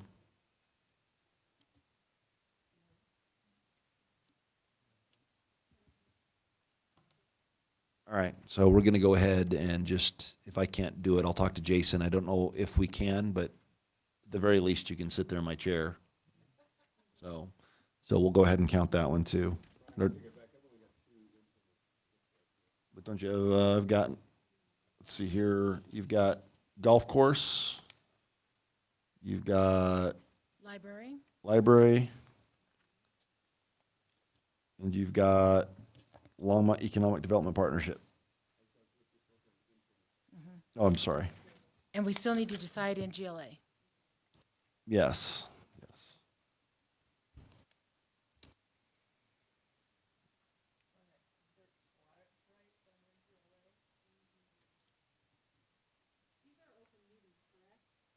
Yes. Correct. Okay. All in favor of appointing Tim Waters to the liaison at the NGLA, raise your hand. Okay, that moves Tim to 4, and that is a unanimous consensus vote. Okay. All right. So, Susie, you got 4, Tim's got 4, Joan's at 7, Polly's at 8, Marcia's at 7, Aaron's at 5. If I had 4, I'd be ecstatic.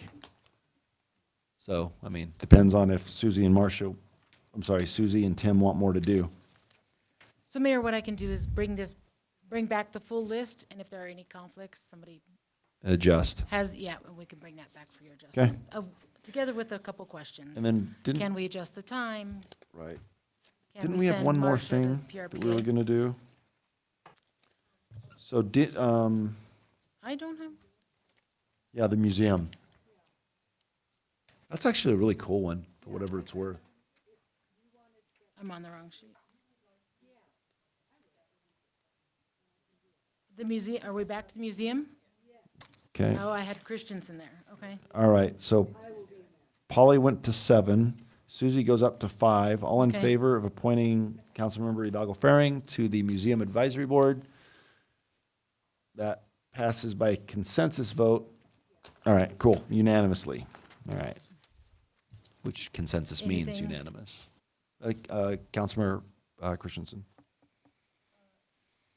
Yeah, there is something that several, maybe a month or so ago, we were asked for somebody to volunteer for to be a council representative on the RFP thing that is something that's basically done by Jim Golden and his group. And Bonnie volunteered, and I said, oh, I'll do it too. Well, I don't want to do that, and I also think for many reasons, I don't think that's a good idea, but it's not what it, Understood, anyway, it's fine, it's, yeah. I would like somebody else to volunteer for that, somebody who has experience in reviewing contracts and bids and RFPs. I have a lot of experience, but I don't want to do that anymore. The only need on this one was It's for a council member to participate on the RFP process for the auditor, because they technically work for council. We don't have a board for broader RFPs. Right, I know. It was just for this, and we'll be good, so. And it was, is it complete? It's done. It's done, so Okay. we're good. Okay. We're good. Thank you very much. All right, so you'll bring it back? All right, cool. All right, let's move on to final call, public invited to be heard.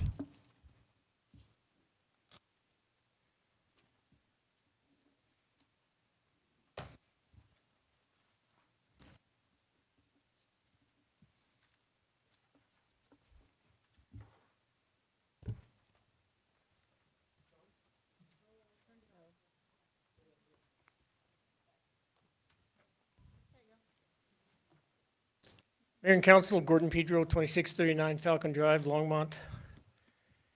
A number of council members made comments earlier tonight regarding the importance of keeping the council's credibility in the eyes of residents. Credibility is truly important. Your residents will be much more likely to support future council initiatives if they believe the council members act appropriately in a myriad of categories. There may be as many categories as there are residents. Overall, your performance earlier tonight was not a big booster of council's credibility when it comes to treating each other fairly or with respect. Council members angrily browbeating a female colleague after she had already stated that until the county DA completes his review, she cannot comment on specifics of the issue did not seem either fair or appropriate. I'm sure it will generate great headlines tomorrow. Also, when a council member states, I did not plan to speak on this matter tonight, and then with the same breath, asks for his prepared 10-minute slideshow to be queued up for a presentation, creates a credibility problem in the eyes of this resident. I think Council Member Hidalgo Faring had a good question. Where are the steps outlining how the City Council will deal with these issues like this? I think you should consider adding a new Rule 29 to the 28 existing council rules of procedure that you have already adopted.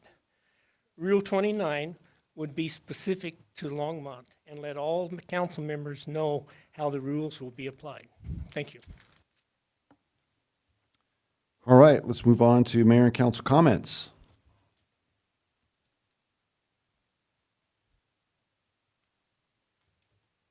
Councilmember Christensen.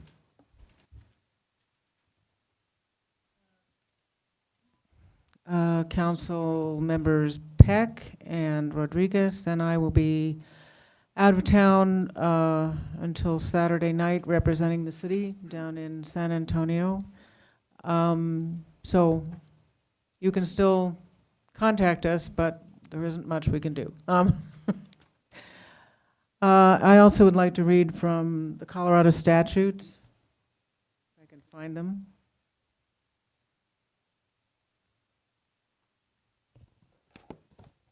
The Colorado Sunshine Law, CRS 246401.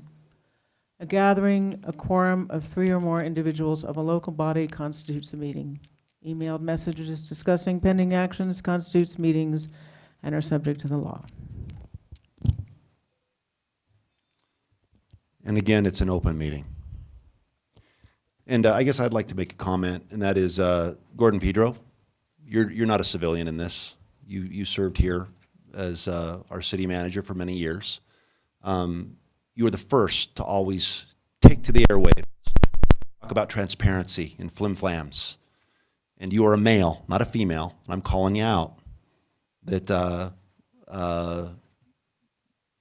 I think that where's your righteous indignation?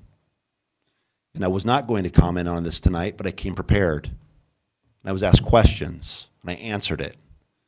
And so you cannot both act like you are a neutral patriarch of the community, and at the same time play politics behind the scene. So you have to make up your mind.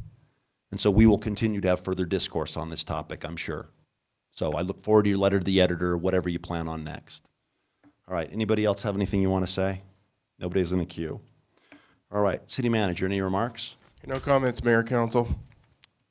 City attorney? No comments, Mayor. All right.